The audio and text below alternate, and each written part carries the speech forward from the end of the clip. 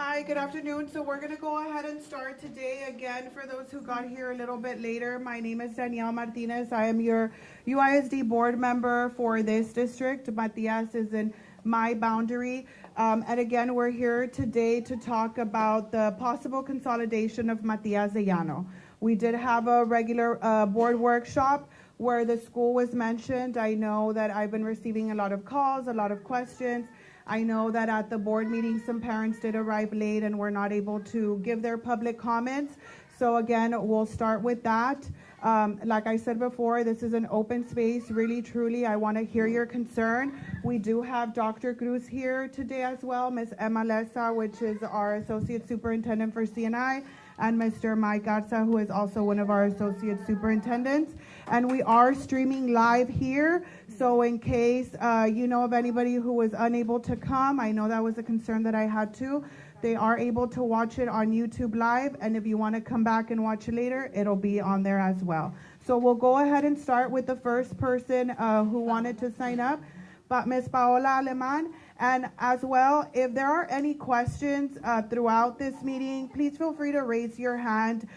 Again, don't be scared, don't be nervous. At the end of the day, you're here to advocate for your child and for the teachers and the staff at this campus. So I know it can be scary. I know you can have anxiety, but at the end of the day, guys, we need to hear your concerns to see how we can come up with a solution. So thank you. Okay, thank you. We're giving my back. Okay, so my name is Paola Aleman. I am a parent of two children, one who is a second grader right now with Ms. Olmos, and I have another child that I just registered to start pre-K 4 here next year. I have a child who was here, is at Elias Herrera now.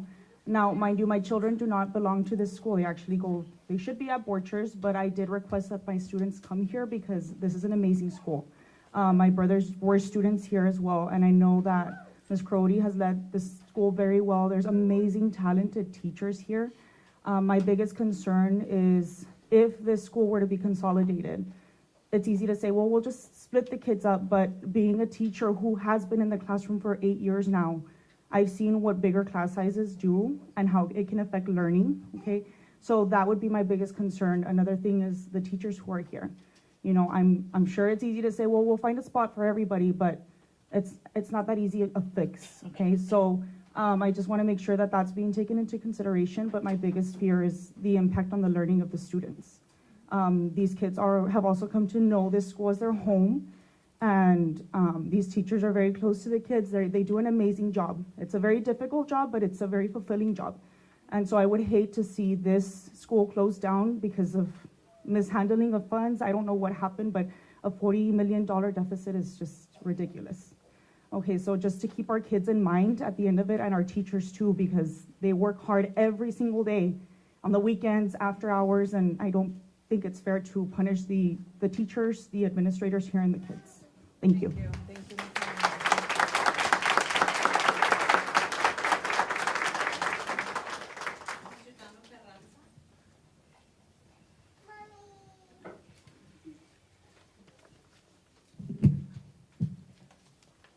Good evening.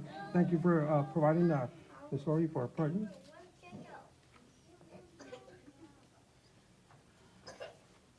I'm sorry, tend to get emotional.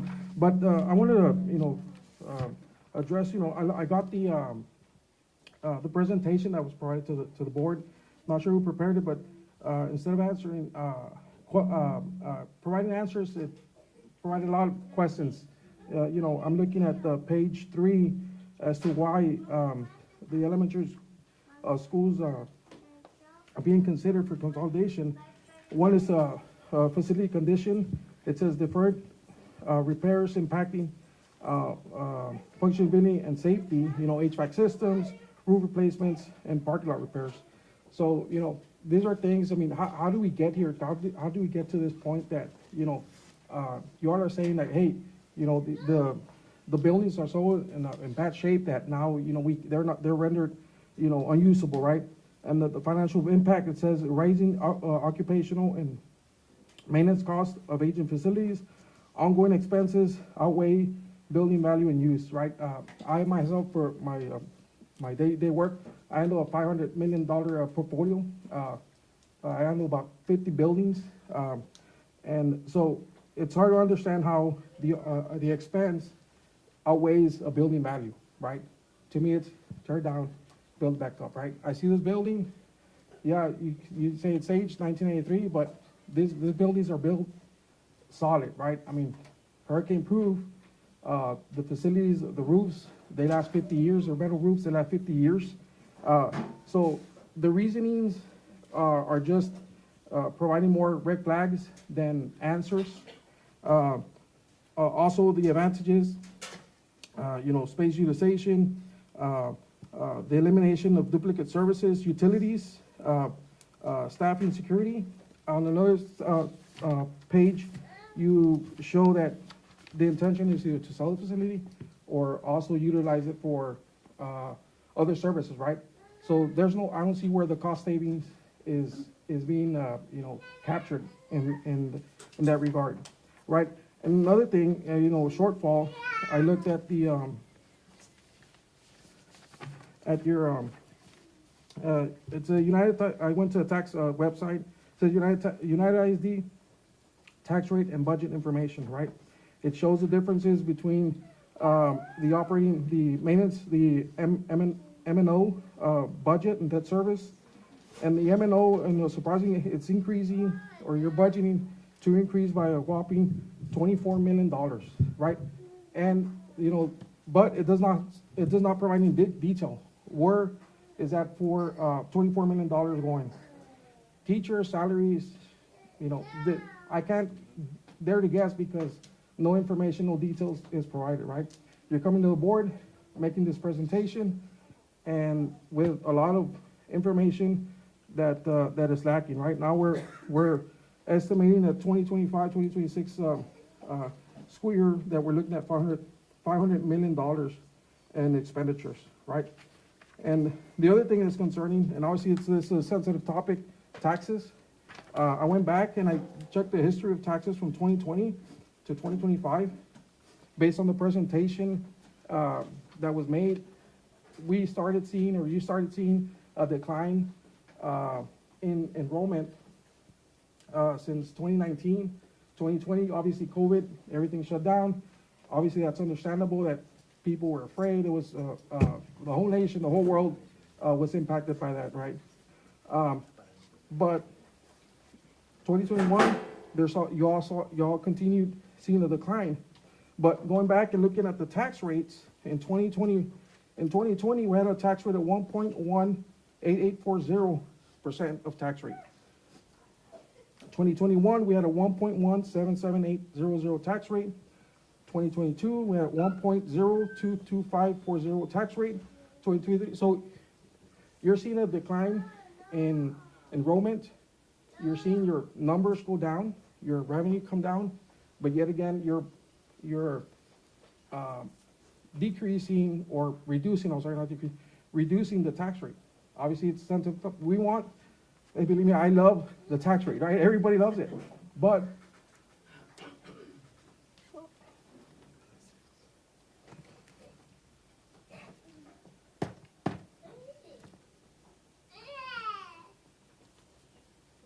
sorry.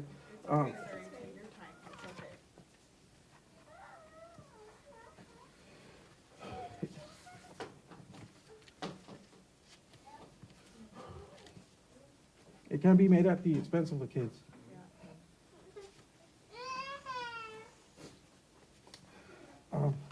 So obviously not a good popular topic. Obviously it's it's to the board decision. They set the tax rates, the other ones, but obviously I've been on boards myself. I serve on different boards myself, and the recommendations most of the time come from operations, from the staff, right? So somebody didn't have the correct vision at the time to forecast or foresee where we were going and to plan appropriately, right? And another impact, another sheet that I saw, sheet 12 of the presentation, it's the ES plan one de Llano, so 5-year savings impact. It says average annual net operating savings of $233,933. Again, no explanation. What is it? What are those $11 million in savings coming from? Facility investment savings, 1.4 million. Again, the idea or the plan is to repurpose the facility. So I don't see how you all are gonna continue using it and saying, we're gonna save this $1.4 million. I would like to see, the details, help understand. I know you're all in a tough position, especially the superintendent making these recommendations. They're tough decisions to make, but there's things to be considered, looked at, and there's more information or more details that we need. Right? Obviously, I'm against the closing of the school, and I ask you guys to consider the impact it's going to have to the children. Obviously, I'm not, you've heard again, relocation, stress, bigger schools, foster, more misbehavior from the kids. You have more crowded facilities, not only in the classrooms, but during lunchtime, during recess, PE activities. There's a bigger schools. There's a bigger pool of students for sports, less participation. I know I'm preaching to the choir. I'm sure you heard this a lot of times, but that's the reality, right? At the end of the day, like we said, you have to just sharpen the pencil, look to other ways of saving, not closing schools, not cutting, staff, right? Obviously,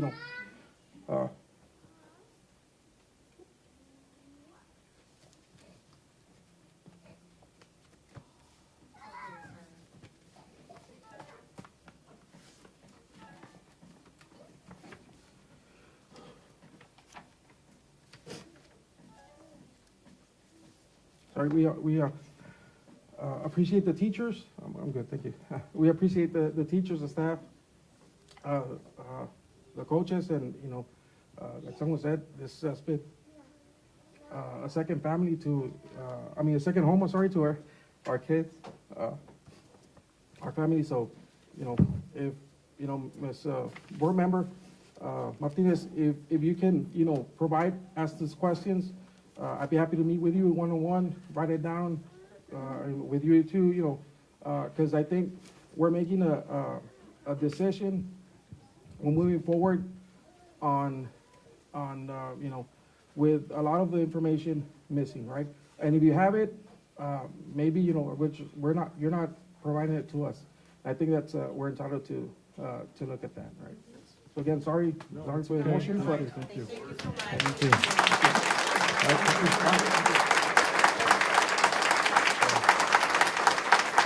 Thank you. So I think it's best as the questions come, and if we can address them that way, everyone will, get some answers. I don't want you to leave here without getting your answers. The first question was, or the first parent that came in was regarding, the instructional programs that are happening here at Matias Llano. Our plan is to, and we are going to be doing this on February the 20th. We're going to have representatives from our Human Resources Department. They're going to come and meet with the staff to let them know of, prioritize. And what we want to do is make sure that the current teachers will follow the students however they can, the best that we can, to be sure, we minimize the transition as best as we can. So we're going to be meeting with Human Resources and you're going to be providing the opportunity if in fact the consolidation does happen. Now, from my perspective as, the superintendent, from coming in, my plan, and I would not be doing my job if I did not provide worst case scenario, to our school board members and to the public as well. As you know, consolidations have been happening statewide, and our job is, to make sure that we're going to get more bang for our buck, and we are seeing a decrease of enrollment. When we have a decrease in enrollment, we're going to have a decrease in state funding. Right now, our revenues that are coming in do not match our expenditures, so we're spending too much, because we don't have enough revenue coming in. We're operating as if we're still at a capacity of 43,000 students, so no adjustments have been made. Our current enrollment right now is about 3,800 students, so we haven't made those adjustments. And the concept of consolidation is making sure that we get efficient buildings. Yes, this building was made in 1993, and we did a report, or we had a consultant come in and do a report, an operations report, how much it would cost, for future maintenance and operations of these particular campuses. And it's shown that if we were to, invest more money, fix infrastructure, it will cost more. So that's why, when you saw the presentation regarding, or the comment that, just makes better sense, to use our buildings efficiency. So we do have the report, and we are going to make that public. It's listed by school. It has, I think, a 5 or 10 year projection of all the current, needed repairs that may need to happen. Now, when it comes to our tax rate now is controlled by the state of Texas. Okay, right now I think we're at 71 cents. That's correct. 71 cents. And you quoted us at 121 at one point. There's state legislation out there that's saying, hey, give the money back to the homeowner, and that's what we are facing now. There's also something called the tax homestead exemption. Any homeowner at the age of 65, you get capped at that property value. So if you're 65 years old and you own a $200,000 home, that's what you're going to get taxed on. In the future, we're also hearing that the state legislature may bring down that age from 65 to 55. So if you are a 55-year-old homeowner and your home is worth $200,000, that's what you're going to get taxed on. So as much as we try, to make sure that we're getting more bang for our buck, there's state legislation out there and there's tax code out there that's, preventing us, for garnering this revenue. It is a very difficult decision. That's something that, it weighs on me and it weighs the rest of my management team and the board. I mean, we were there for almost close to 2 hours. We heard all those comments, and this is just, a proposal. And ultimately, it may or may not happen, but, I, as a superintendent, the rest of our administrative team, need to lay all our cards out, and consolidation isn't the only one. There is a special call meeting on Thursday where we're going to be talking about, proposed reductions to actually, stipends from current employees. We're also reviewing, health insurance, other things that we're going to be looking at. So, it's not just consolidation, it's other things that we're going to be looking at, perhaps at the district level to tighten up our budgets, so who's to say, we may not consolidate, but, something that we need to consider, okay? So that's where we're coming from. The decision hasn't been made. And, we're going to take this decision, making sure it's the best one for our students. And surely we're going to also protect, the structural programs that have been happening here at United ISD. Very good. Yes, and let me just, before you speak, I just want to say, with that, right, and with your comment, and, I've had these conversations with Dr. Cruz even when I had my meeting and this was proposed to me. I just want to let you all know that I am completely against this. My parents were educators, so I come with that background, and I know the impact that it can take. I myself was a student who moved different schools, so I know the disruption. I know how hard it is to go to a new school, make new friends, get used to everything. So it's personal to me too. I see the bigger picture. I understand that we have to, at one point in time, because of everything that's happening around us statewide, nationwide, and even locally, that we don't have control. The superintendent doesn't control that. I am aware of those things, but to me, and it's something that I voiced, is that school closure should be the last option, right? So with that said, yes, we're going to have a special call meeting on the 19th, so I invite everybody to be there. I do want to say, they're through conversation with this, and again, thinking of solutions, we are going to be presenting some discussions in regards to that, ways we can reduce, like Dr. Cruz said, and see where we can trim the fat, right? That's a comment that in a call that I received. We need to trim the fat. Where? We have to find, we have to analyze. And to answer your question, Mr. Carrasco, right? Carranza. Okay, yes. I am very detailed, and something that I've asked Dr. Cruz too. We need to provide the detail. We have to. So know that they are working towards that. I'm pushing for that, and hopefully we'll see it at the next board meeting with the detail. I know the webpage is also going to be available. And so let me pass it on to Mr. Garza. But yes, please know that again, you know, like Dr. Cruz said, we have to present this to you guys so we can start the conversation. But again, as your school board member, know that I am advocating that school closure is the last option that we should take, okay? Yes, I just wanted to share a little bit more what Dr. Cruz was talking about, where the state has really pretty much boxed us in. They have forced the reduction of the tax rate, right? They also forced us that we cannot go for an election to increase that tax rate. They put parameters where you can't even try to help yourself to try to get yourself out of that debt. In addition, UISD is one of the very few districts in the state of Texas that in addition to these reductions that you have, we provide a local homestead exemption. It's a 15% homestead exemption. A lot of districts do not do that. We are losing out over the course of time. We're losing out about $8 million a year because we provide that to our taxpayers. When we try to reduce that a couple years ago, a lot of community members came forward and they said, no, don't do that. But that's revenue that we're losing out. If we didn't have that, we would have an additional $8 million. And oh, by the way, the state penalizes you for that. So you're not collecting $8 million, we're not gonna provide you that difference, right? And then the reason that we had the increase in our revenue is because the state forced a pay raise for teachers, well deserved, right? But obviously that increases your revenue. They're giving you the money to provide to the teachers, so that increases it. We just found out today that there's talk, because the state holds us harmless, right? You're gonna give $2,500, well, we're gonna give you $2,500 to give the teachers. That only lasts so long. There's talk already that the state in the next session is gonna say, we're not gonna hold you harmless for that anymore. So guess what? We're gonna have to come up with a difference. So all these factors are coming into play. And then here in this particular area, I just wanna reemphasize that we have had a reduction in enrollment at the end of the day. So if you look at the enrollment here in this particular location, you take the same schools that we're talking about consolidating from 2012, before our bond election, 2013, to now, we have lost 1,000 students in this area, okay? So, you know, we build our schools for 900 kids, right? So you take those 1,000 students, that's a reduction in revenue, that's a reduction in staff, that's a reduction in all these things. So just to kind of give you a big picture of what the state has forced us to do to make these decisions. And it's all across the state, right? You got districts all across the state. San Antonio ISD just came out with a report. They closed 15 schools. They're looking at closing an additional 4 this year. So it's just happening all over the state because there's less students at the end of the day. Thank you. Next person, Mr. Sergio Ramirez. Mr. Sergio Ramirez. Thank you.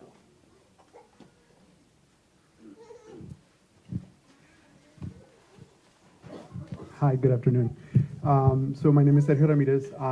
Just like you mentioned, Matias has been open 1993.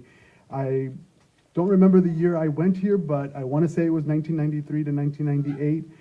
But the first grade through 5th grade, I was here at Matias de Llano, so I definitely know my parents live like 2 blocks that way, so I definitely know the impact that this school has had on my childhood, on my daughter's childhood. We currently have a 2nd grader here at Matias. We don't pertain to Matias de Llano, we actually pertain to San Isidro Elementary, but my daughter's a 2nd grader now, so back when we were deciding where to come, we said, hey, you know what, we heard Matias has a great, outstanding pre-K teacher, and we said, you know what, we want to go there, that's where we want to go, and it's been an amazing experience with amazing teachers, amazing staff, coaches. Everybody here is just so welcoming, and the thing that we see as parents is that the reason that you guys are considering the consolidation, the main reason that you guys are considering the consolidation is the main reason why we chose to have our daughter come here. Because of the smaller class sizes, because of the community, the smaller community, that everybody knows everybody, the friendships that my daughter's built here. She's had some of the same classmates since she was in pre-K. Yesterday, on Wednesday, I went to the meeting at the SAC, and on the way to cheer practice, she told me, why are you wearing your Matias shirt? I was like, I'm going to a meeting. And she's like, is it about the school closings? And we had been trying to prevent her from hearing that, right? But she said, a little girl at school told me, you know. So it's hard for me as a parent to tell her, hey, you know what? Yeah, you might not come back next year to Matias. You might not be with the same kids that you've been in since pre-K. And next year going into STAR, I mean, obviously you don't want, it's going to be an adjustment in itself to have to go through, to go take the STAR. So now imagine the added pressure of going to a new campus and doing all that. So I definitely think the school closure part of it, I want to commend you because obviously I'm not involved in the school board and all that and listening to all that. Obviously, through this circumstance, I was kind of not forced, but I was intrigued, I guess, to kind of come and find out what's going on. And I want to say you're asking the perfect questions. You're doing your homework. I appreciate you because everything that you're saying is what I'm saying. Same thing when we saw that presentation that said the alternative savings. Okay, well, tell me who's going to get affected. What's the financial impact on that? Because obviously we don't want to pay cut to our teachers or things like that. You know what I mean? So obviously the questions you're asking are great. I can see you're advocating for us. I don't know the lady who presented at the board meeting, but obviously I felt like it was a long meeting. I know I left at some point because I have 2 girls at home, but I know that some of the information seemed rushed. So obviously I think Mr. Carranza mentioned the savings, the cost savings. It just said, oh, if we close the Llano, it's going to be $2 million. What is that? What does that entail? What is that? You know what I mean? Because to me, as a parent, maybe not knowing, all I think is, okay, if you're going to move all the teachers, move all the students, move all the admin, you're literally just going to have a building here saving water and light. And at the end of the day, that water and light, those other schools are just going to get more water and light. Like their bills are just going to go up. So it's kind of, I don't see the maintenance of it. I'm sure is substantial, but it's not on paper. I don't see it. The reason, same thing, I feel like the transparency issue that you've been raising, like it's great. Just today, I think you mentioned it right now. Today, I said, let me prepare. Let me just look at the budget. Let me look at the budget online. It's not there. The adopted 25-26 budget is not there. So I said, well, I can't look at it. Let me look at last year's. And I used to work at Webb County, and when they would present their budget and they would put it online, it had a detailed line item. Everything was on there. Everything was very transparent.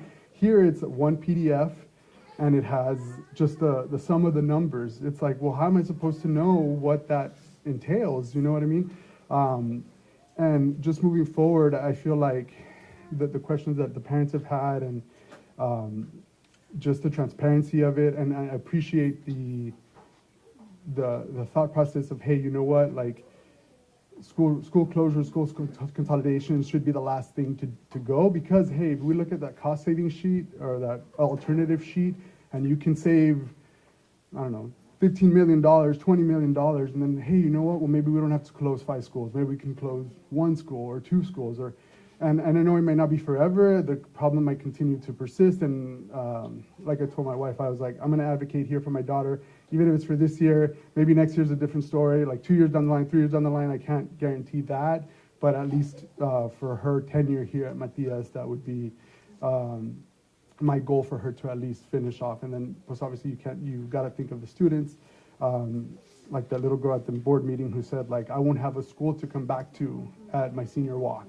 Like how, I mean, again, it's a financial decision, I get it, and I appreciate the trying to take all options first prior to making a decision. But thank you.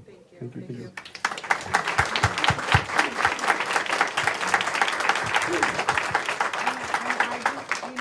I thank you for that. I do want to say that, again, I know in the newspaper, right, it might seem like it's already been a decision that's been made, but it's not, right? It's not. At the end of the day, like I've said before, it's the majority of the vote of the board that will decide in what direction the district will go into, right?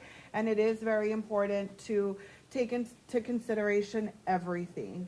So thank you for that. That's something that we've been working on with finance to provide more detail. I do have to say that, now they're a little bit more quicker on the monthly finance report. That's something that perhaps wasn't done years ago. Now I feel and I see like it's moving forward. Little by little, we are making changes, and that's thinking positive, right? We have to look at the positive side of things. But definitely, that's why I wanted Dr. Cruz here today. If, you can listen to the community and make sure that, we do a little bit better in that aspect of making sure that information is online. I do want to also tell you one of the things that I am thinking about too, because doing my research, I know that our elementary school years, our students pre-K to 5th grade are most impacted when they face school closures, right? So another thing that, speaking to another board member, and I know United Middle School is also on the consolidation plan as well, is maybe that's something that we could do first, right? Because again, we have to think bigger picture. There's things that we have no control of, right? And but how can we minimize the impact? That's something that I'm also thinking. How can we minimize the impact of our students? Because if you think about an elementary child, like you said, this is their home, right? They've been here 3rd, 4th grade, and now they're going to be faced to living in another school. Well, I think the impact will be less if you just close the 6th grade campus, right? And then just move the 6th graders with the 7th graders. That'll still be like their middle school, their home. So know that that's something that I'm also looking into. But thank you for your comments, and know that, Dr. Cruz is really doing his best to come up with solutions. So next person, Leticia Juarez. Ms. Juarez. And again, does everybody understand English here? Yes, because we do have translators in Spanish if anybody needs. Okay, I think I have to lower this a little bit, sorry. Hello, my name is Leti Juarez, and as you well know, I'm an advocate. I've been going to board meetings. Basically, what I do more than anything is the financial part. I've been to many board meetings and said, stop spending. That's me, because I have seen them. Check disbursements, the disbursements, I still have to ask them month by month, because I had requested at a board meeting for them to be linked so that I don't have to do open records and spend 10 days. But I still have to do open records. I still have to wait for 10 days, and then I make my analysis. So that's one part. I completely understand the enrollment. Yes, common sense. Revenue equals expenditures. Revenue comes from enrollment. But, and again, what I'm going to say right now is not going to help us fix this problem. But we do have to talk about what happened. Because if we don't talk about what happened, then we all again go back to blinding ourselves, and we will continue making the same mistakes. And what happened? We didn't take care of making sure when we got the bond, because I've gone back again, I'm a finance person. I've gone back. And we said there was X amount of people we were going to get, children coming in. We were going to build all these schools, and of course, common sense, enrollment was going to go up. That enrollment money was going to offset our expenditures. We never hit those. We never did, and this was before COVID. We never hit those money. Why? Because I've done my research in TEA. And so one of the things is that we need to stop. I don't know who, and it has to be from the board. You were seeing those numbers. You were seeing like, oh my God, we decided to do this bond. We already have the bond. We're building all these schools. We're not getting the kids. I guess we couldn't turn around from not building the schools, but we're not getting the kids in. We're still hiring teachers, but we're not getting the kids in. Somewhere this became a runaway train, and now we're here.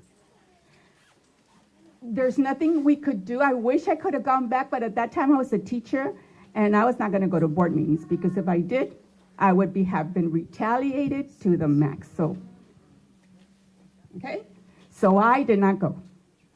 Once I retired, you saw me there all the time, because I saw all these things. Now, that's not going to help us, because we already are here. Now, going back to a community, I have always felt that you have to reach out to your community. And when you look at the timeline that you have March, 11th, which just passed, and then you have another date for March, because you're going to go to the campus to tell the campus people what's going on. You go to March, and you have a date for parent meetings. And then the next date, the board approves. So, and when you start in February, it doesn't say draft. It doesn't say that it's a draft plan. It says it's a final plan. So just that word says it's done. We're just going through the motions, but it's done. Now, I understand that you are the ones that would know what to do.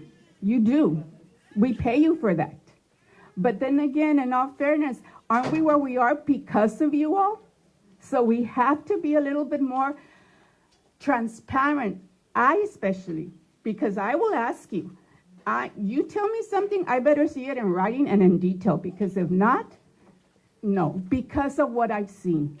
And this is why I go to the meetings and ask for detail. So now you're saying we're going to meet with the parents, but there's no other date for, okay, we're going to go back and look at the final plan and utilize or revise the plan based on what we heard from the parents. And we've gotten really good ideas. When I went to Kennedy Zapata, I was not aware that Kennedy Zapata was not the oldest school. Lincoln Juarez is. So when we're going with, and I was not aware that Lincoln Juarez already has buses. So they wouldn't have to worry. Zapata Kennedy did not have buses because they all live within the area. That's the only school they have. And now we're going to have to end up getting more buses for them. So those are things that, did we look at those things when you guys, I don't know, because we were not part of the beginning, which is fine. The initial draft should be you all, but it should be a draft. And it should have with enough time for you to talk to the community, go back and revise, hopefully, some of the things that we say, and then go from there. Now, I'm just going to throw it out there, because, I'm a numbers person. If it's just about, there's 5 schools, and I saw the savings. Remember, you're saying all these teachers are just going to go from here to some other school. So we're not saving a single cent on teachers. We're only saving on the utilization of the building because no one is going to be in these buildings. Well, when I looked at just the utilization per year, that's only 14 million. Now, it might sound like a lot, but with the budget that we have, and you just talked about 8 million there. I was going to say Dr. Garza, maybe you're close to doctor, but Mr. Garza, Dr. Cruz, this is where we start. Maybe there's something we can do there. The other thing, mine is Gutierrez. I live close to Gutierrez. I love Matias de Llano, but, my kids went to Gutierrez and I was thinking, well, couldn't you just block off some of the back to utilize more percentage and then bring you go to the school district, they're all portables. So why couldn't you just block off a section? I don't know, this is really out of the box, but do away with the portables, put that department, of course, a department that does not have people come in and out. You're utilizing it more, you don't have portables, you don't have to close the school. And if it's only 14 million that you're saving because you're taking the kids, you're taking the personnel to another school. Second, you're going to still have savings because your savings is you're not going to hire. Whoever retires, you're going to make money off of them because you're not going to replace them. Now, I do have a concern with that because as a teacher, I know we all say things, and in the end, I'm stuck with 28. I was middle school. I'm stuck with 28, 29 kids, and a ver cómo te va, Ms. Juarez. And, we say, oh, it was only 22. Well, we all know that we have those forms that we send to TEA called waivers, and we do it all the time. And in elementary, it's very important to have small groups, very important. So you do that, that's another thing that's going to hurt. So thank you very much. I mean, I know sometimes, I always say this, I'm not your enemy. I'm really not. Thank you.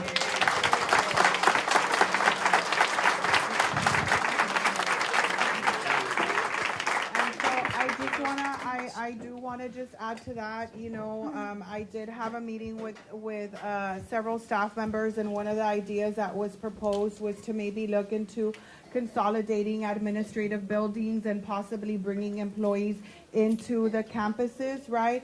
That is something that we're gonna be discussing. I know you brought up the issue about meetings. I like to be as transparent as I can be. I found out, yes, we had meetings, right, but it was never something set in stone. It had been presented to us because of everything that had been going around. But I found out through the newspaper, just like everybody else did, and then we had the meetings, right? Of course, every board member is going to defend their district with everything they have. And then now we had the board meeting, right, where the public was made aware publicly by the district of what schools were being looked at. But I want you to know that after the meeting, we are going to have other dates. We have the February 18th meeting, which is a regular board meeting. We have a special called meeting on the 19th, which that's going to be posted on the website, right? We have to follow some laws that they have to be posted. I want to say, is it how many? 3 days. 3 days before a public notice. So that will be posted, but it's going to be on the 19th. I believe the time is 6 o'clock. 6 o'clock.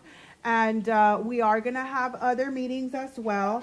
I do want to let you know, too, that as this is going, right, and as we all are learning and moving forward towards a solution that works for the community and for the district, I am going to be having more meetings, if not in person, virtually, just so you guys can be part of the process.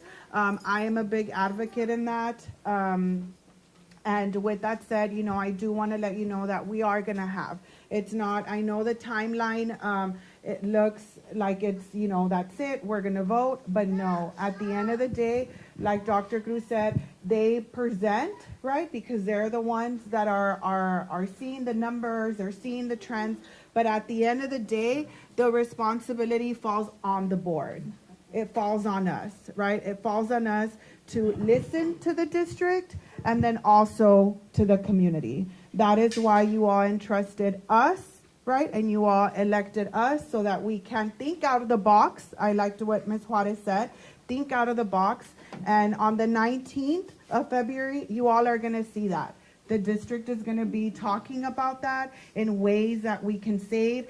Is it feasible? Because we also have to look at that, right? We have to see, okay, let's say we close or consolidate the buildings. Is that going to help us?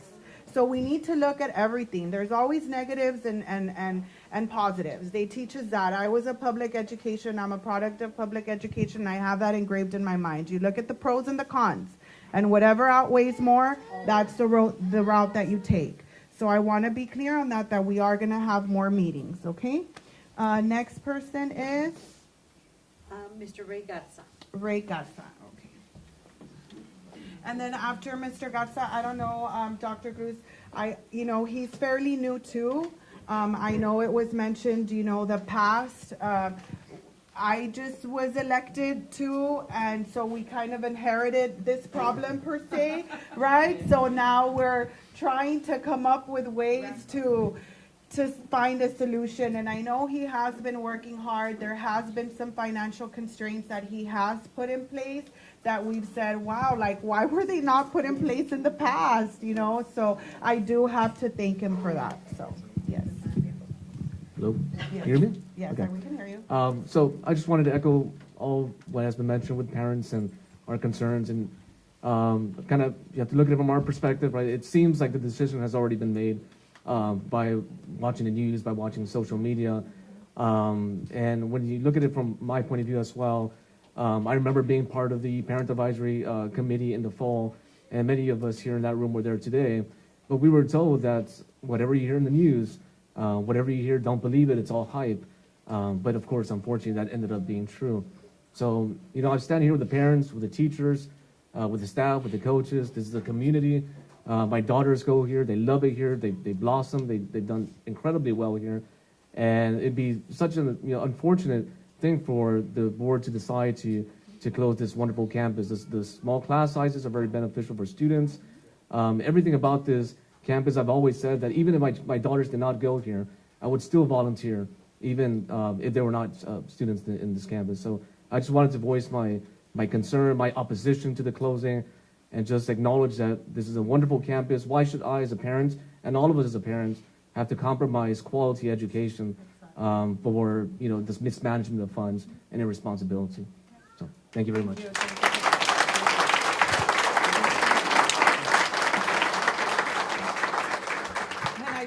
Echo on that as well. I know that, and I have voiced it before, as a district, we do have to take some accountability on what is going on. And so I do want to apologize to you guys, right, for the way all of this was handled. Like I said, I myself found out through the newspaper.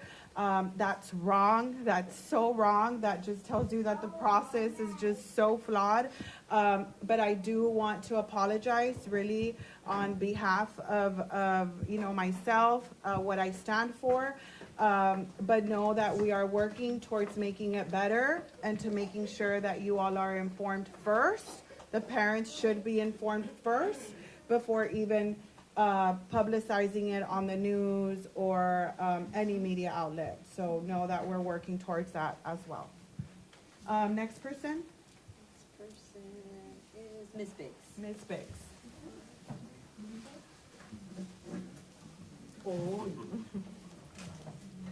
I'm sorry, but I don't like to give my back to the people.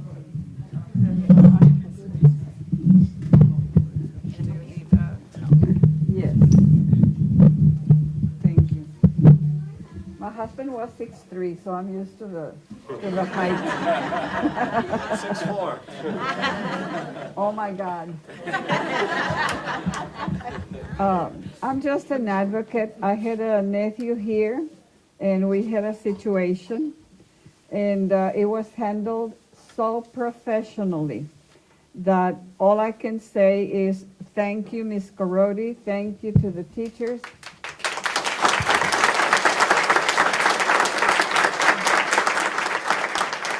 Thank you. And thank you for all the information you have given to the parents, because that is what is important. I was with the district about 30-some years. When we're 81, we forget things. But I was, hello, how are you? But I learned a lot, and I continue to learn. And I have been very, very involved in the, elections and things like that. And Daniele, I commend you. Mr. Cruz, I commend you for all the information, because this is what needs to happen. You parents need to know what is going to happen, because your children are number one in the district. And you all need to know what is happening, good or bad, right? You need to know what's going to happen. And all you have to do is be transparent and talk to the parents. And parents, don't think that these people are not available. They are available for you. Don't think that because he's 6'3", he's not going to talk to you. And Daniele, Mike, Emma, you can call them anytime, and they will answer any questions that you have. I can guarantee you that. I knew Matias de Llano personally, and if Matias was here, he would be sitting right there, or maybe standing right over there, and he would be telling you, don't worry, they're not going to close my school, and I'll give you what you need for the school. That was Matias. I knew him very, very well. So this does not stop here. They have been explaining things to you. And if you have any questions, and if you don't like what they said, or it doesn't sound right, feel free feel free to call them or to go to the office, right? Look for you and go talk to you, because that's what I do. I haven't been there lately, but I do. I do go. Because Mike, his mother told me when he was when she was, almost gone, she said, ahí te lo encargo. So, y también, como tan grandote como está, pero lo ando checando. 6'3". Yeah, and a half. Por eso se agarran de la mano los grandotes y se van caminando. Y yo entiendo, es muy difícil, it's very, very hard to run a district. The children saved my life. My husband passed away 31 years ago. And when I went, Ms. Herrera told me, no, you have to come and work because you cannot be there all the time at the house. So I went, and every time Suli was there, and every morning when those children walked into the school, it energized me. That's what saved me. So I'm very, very much for the students. And I will be until the day I die. I may not run now. I may not walk fast. I need my cane. I hold on to whoever, is near me, and so I won't fall. But don't stop. Your children, you are the only ones. You are the only ones who can do for the children. There's no que el abogado. Mira, por aquí me pasa. Porque ustedes son los únicos abogados que tienen sus hijos. You are the only advocates that your children have. I already have great-grand nephews, and I'm still there, and the mother calls me, Tia this or Tia that. To this day, I have not found, and I have not talked to anybody in the schools who have not said, no, here's my hand, I will help you. And you will find the same thing. You will find the same thing in all of them. All of them. I can guarantee you. I can guarantee you. And they're going to fight. They're going to fight with you, along with you, not to close the school. Like I said, if Matias, and I know he's here somewhere, because that's the way Matias used to be. But if he was here, he would be fighting for people not to close the school. But sometimes, what can we do? What can we do to make things right? Sometimes we think we know, and we don't know.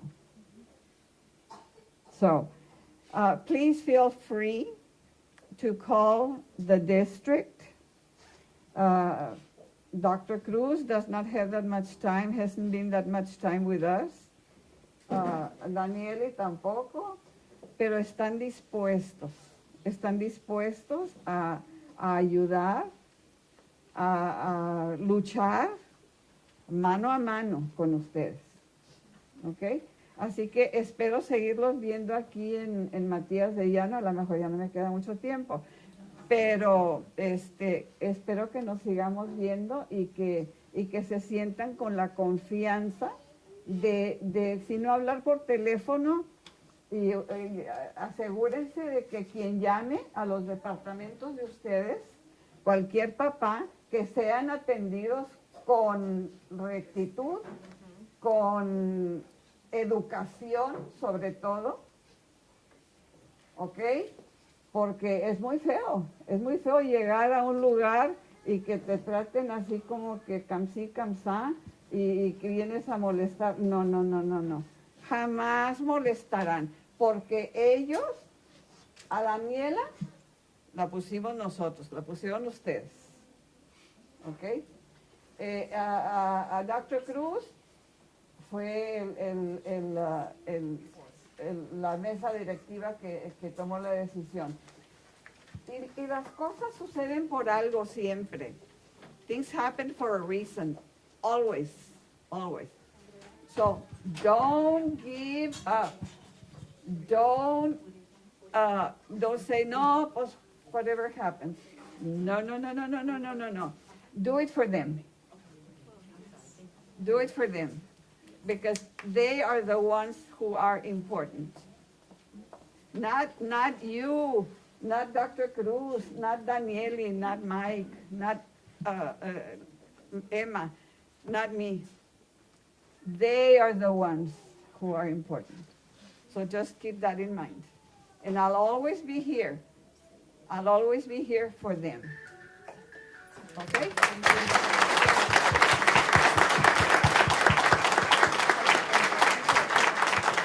Can we have Mr. Jorge Gonzalez? Yes. And I do want to say I don't have an office, but you all can always call me. You all can always call me. I will give you my number at the very end, or send me a message through Facebook. If my kids were here, they'd be like, "Oh my God, yes, she's on the phone all day long." but yes, I'm always available. So thank you, Mr. How do I follow her? I know. Beautiful lady. Before I start, I really want to congratulate Ms. Carodi and all the teachers that are at this school for what they do.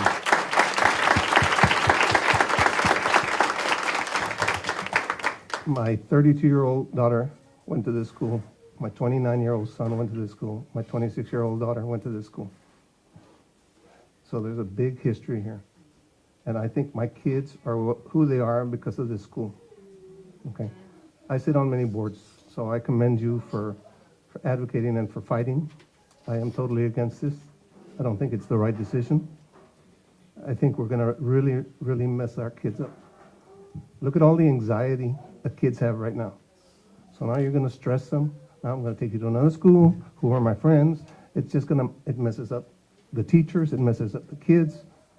It's all about dollars, right? I'm in business. Revenue and expenses.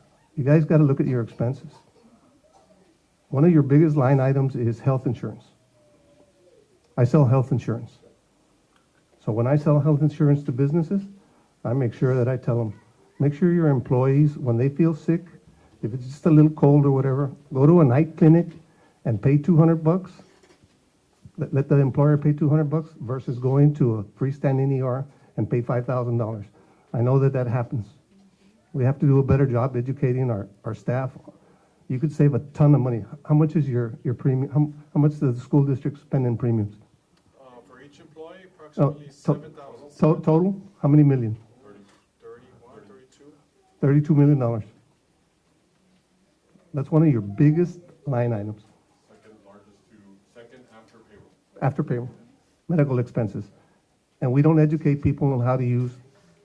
They say, I'll just go to the ER. I'll just go to the ER. I'll just go to, it's un catarro, who cares? They don't see the $5,000 bill that you guys end up paying. And do we talk to our employees about that? Probably not. I mean, that's a big deal. Moving kids to another school, you're going to have an empty building here. You're going to save on light and water. You're going to spend more light and water over there. It's just going to stress everybody out. And I hope you're right that this is not final and that we're just going through the motions and that this is going to happen. I would suggest you wait another year, think about this, look for other solutions, look for ways to cut expenses, and see what happens. But don't do that to the kids. They don't deserve it. They really don't. Thank you.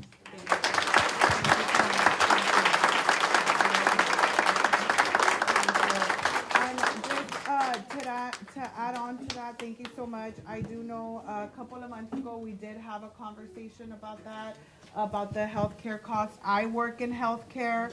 I'm actually a care coordinator, so my job is to educate our elderly to not go to the ER, to go to the freestanding alone ERs, or to even use telehealth. So we did have this conversation a couple of months ago. The finance team did look at that. I know one of our most expenses, I believe it was cancer, right? It was cancer treatment. But that conversation has already been opened up, and I will definitely follow up on that. You have my promise on that. Definitely will look into that. So thank you for bringing that up today. Thank you. Ms. Vanessa Martinez?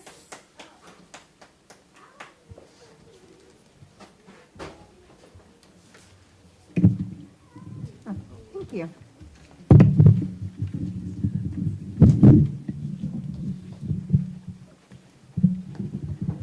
Thank you.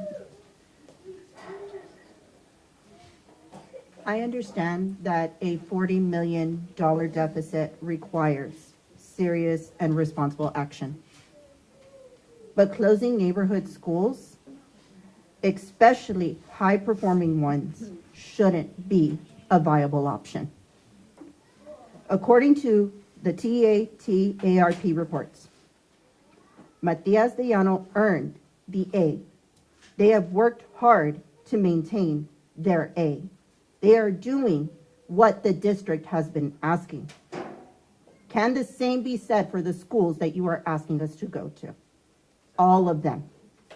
In addition to that, Matias de Llano is serving a significant population of emergent bilingual students here, as well as special education. That means that these systems are working.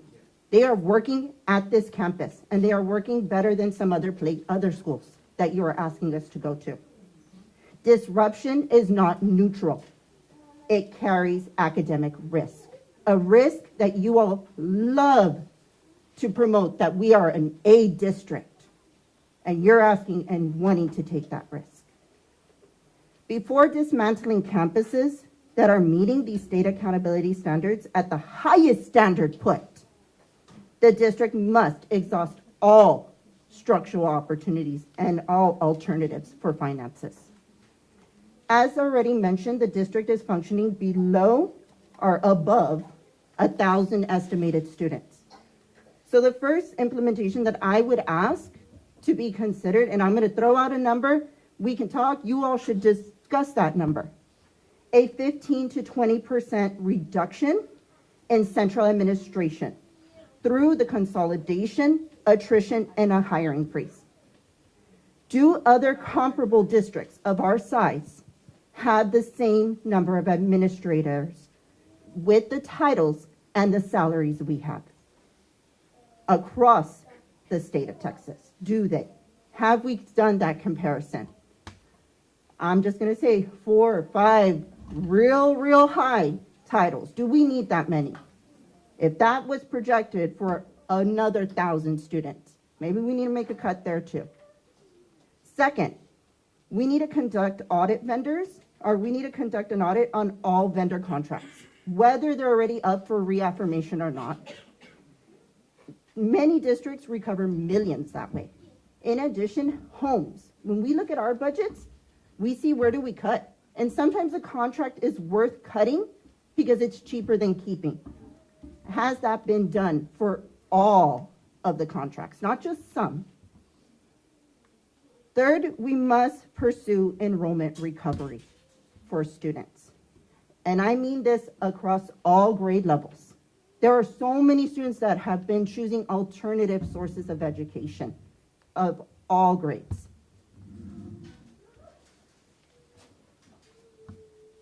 School campuses that earn A ratings are closed. Student mobility increases. And the TAPR data consistently shows that mobility impacts academic performance.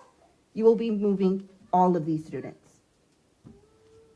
Instead of shrinking, create magnet-style programs that attract families and increase your ADA revenues. Have we been considering that? Have we been opening that? Have we been looking with other community partners to bring them in? Not waiting for them to come to us going to them. Fourth, maybe leasing unused classroom space to community partners, such as Region 1, who has their own freestanding area, could be a way of generating revenue. Maybe having somebody to come teach about healthcare could be one of those components. Remember, revenue generates preservatives and community assets. It also shows that you all are truly here for the community versus the conversation on how it's coming out right now. Fifth, maybe redesigning our transportation routes. Is all elementaries getting out at the exact same time across the whole district really the most viable option? Or the middle schools and the high schools? Maybe staggered starts throughout. Some come in at this time, some come in at a different time. That changes that bus and that travel component for you all, as well as the employees. 6, maybe use attrition-based staffing. Adjustments rather than dissolving entire school communities can be done. 7, maybe consolidating district departments, especially those that are underutilized at campuses, are using those departments and moving them to underutilized space at our campuses. Get rid of your freestanding buildings that you have. Put them in these empty classrooms. But those curriculum and instruction people say they're here for curriculum. How many have actually taught a class recently? Have them here also seeing it regularly, not just once in a while when they go in. Maybe building also partnerships with local industries to offset programming costs can also be another option. Local partnerships are willing to provide additional supports. I appreciated that the Matias de Llano name was brought up tonight, because my question is, have you all gone to the trust? And choosing to close the school with that name without even going to them, what is that saying to the amazing contributions they've done for the Texas community, especially South Texas and the Laredo community? And finally, I do suggest that maybe there should be an implementation of a 2-year pause on launching all new initiatives. Because at this point, we're not able to keep with what we got. Why are we going to be doing more? We shouldn't be doing that. Closing schools may appear to be decisive, but the data shows that these campuses are performing. This campus is performing. And this financial reform should protect academic stability. It shouldn't be compromising it. And that's what it feels like is happening right now. Thank you.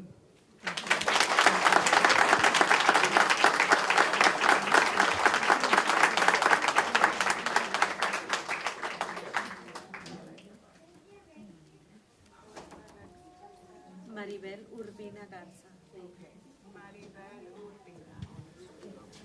Garza.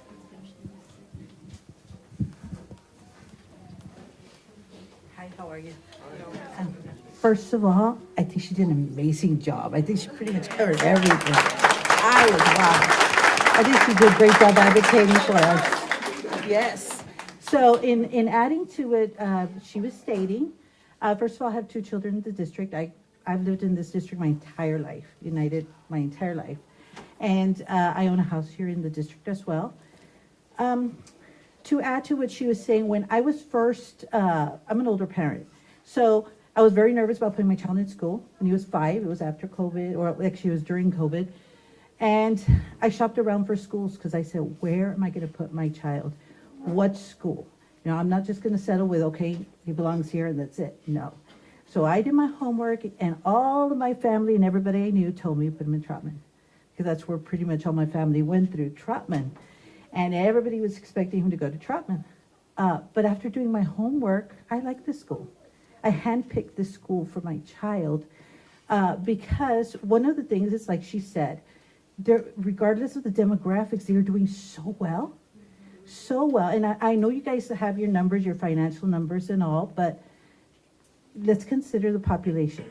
Okay, 57% at risk, and they're doing so good on their scores. Nearly 20% special ed 504. That's almost 1 out of every 5 kids. And they're doing so well. So the fact that they were doing so well made it seem to, hey, well, this is a great, successful school. Teacher to student ratio, they have small class sizes, and then the teacher turnover rate too. I saw these teachers have been here forever. You know, and these teachers don't leave. You know, they're doing something right. The principal's doing something right, and I've told her that before. Go, hey, your teachers never leave. You know, I'm sure it's very competitive again to the school because you have no openings. So these were all factors that I considered, especially the small class size, when shopping for a school for my son. So then, once he started here, I shopped around for a house in this area to keep my son here, okay, which I did. I literally handpicked a home right here, right behind Elias, to be here near, his school. And it's a big investment, right? So then came my second child. My second child, Hattie, she's right over there, wheelchair. She's severely disabled, has a lot of complex care, a lot of medical issues. Very special case, and I'm going to use her as a case study for small classrooms, small schools. She was assigned, I went with what was advised to me, she was assigned to a school of 837 students.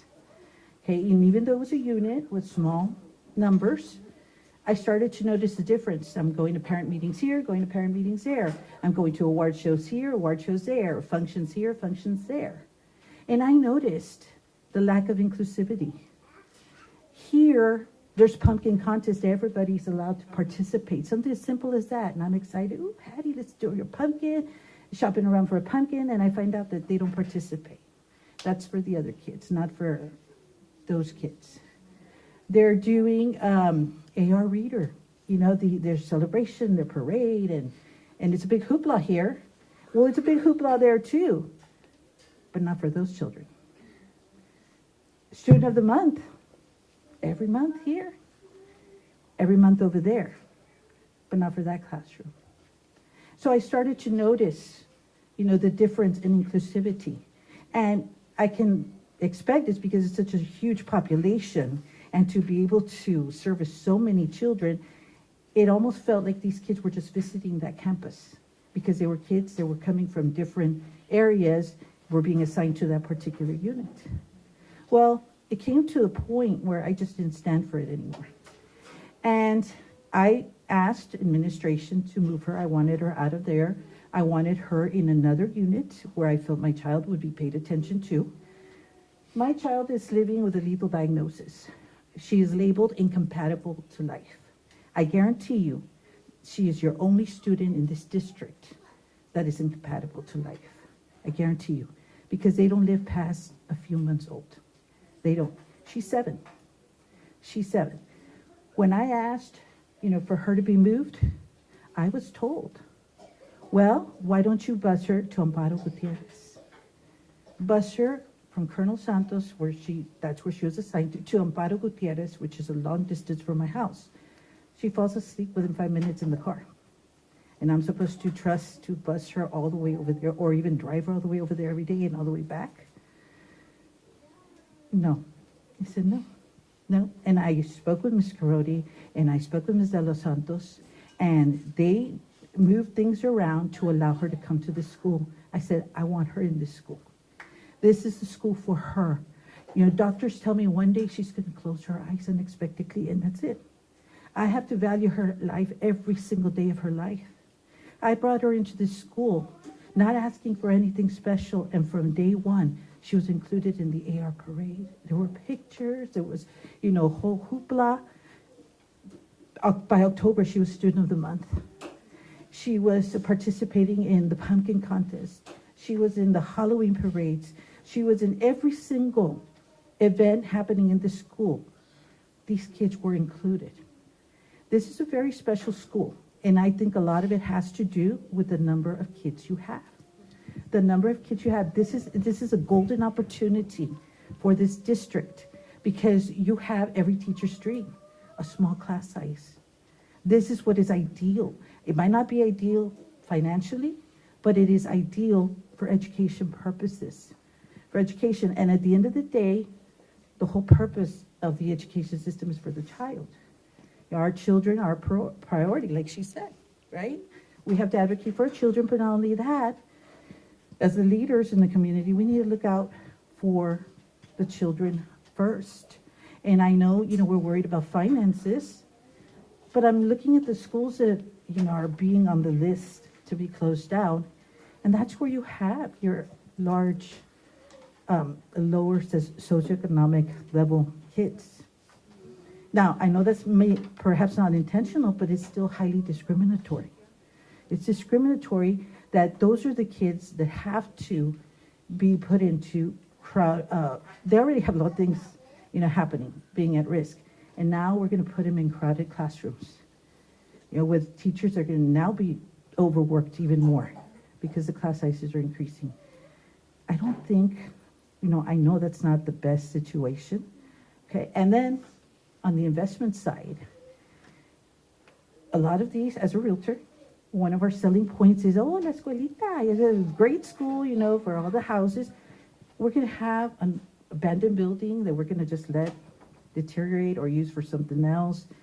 That's not a good selling point, okay? It's not. And now I understand about Texas property values being capped for homes, but UISD involves a lot of land with businesses, millions and millions and millions of dollars of land and real estate that aren't homes.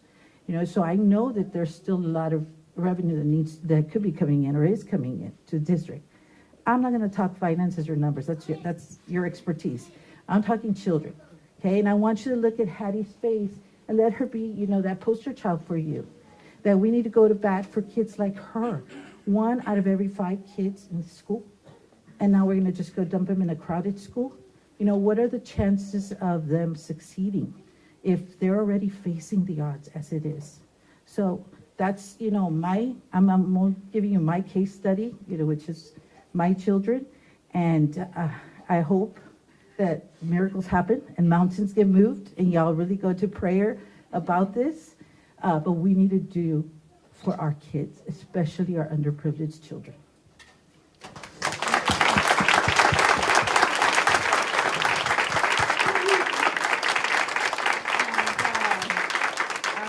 I'm getting emotional because I know Miss Urbina, and I'm going to tell you that when I first heard of Matias, the first child that came into my mind was Hatley, because I know her story, and then I know the impact that the school has had. I'm a mother. I'm a mother of 3, and so I know, I worry, right? So Ms. Lessa, Dr. Cruz, and Mr. Garza, I know, from the conversations that we've had, it's, we need bodies, but these children are more than bodies. They are lives. So when making these recommendations to the board, I want you all to really think of that. Coming to the school and talking to the staff, I haven't been able to sleep. My son was at the board meeting and he was like, "Are you crying?" He was texting me and my eyes were twitching. But because I also think, I know there's also a story about a child here who is visually impaired, who's already accustomed to the school. So I want you all to take that into consideration, really. Displacing a student, you're displacing their whole life, their whole center. Ms. Carodi, thank you so much. We've only heard nothing but positive comments to what you're doing here, to the staff. My cousins came here to Matias de Llano. So again, thank you for sharing that.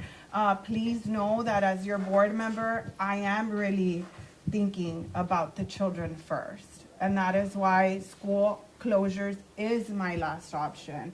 And I am going to advocate for that. And we are already starting conversations to look into other ways to maybe prolong this a little bit. We know it's coming. It's going to happen at one point or another. We have to be realistic.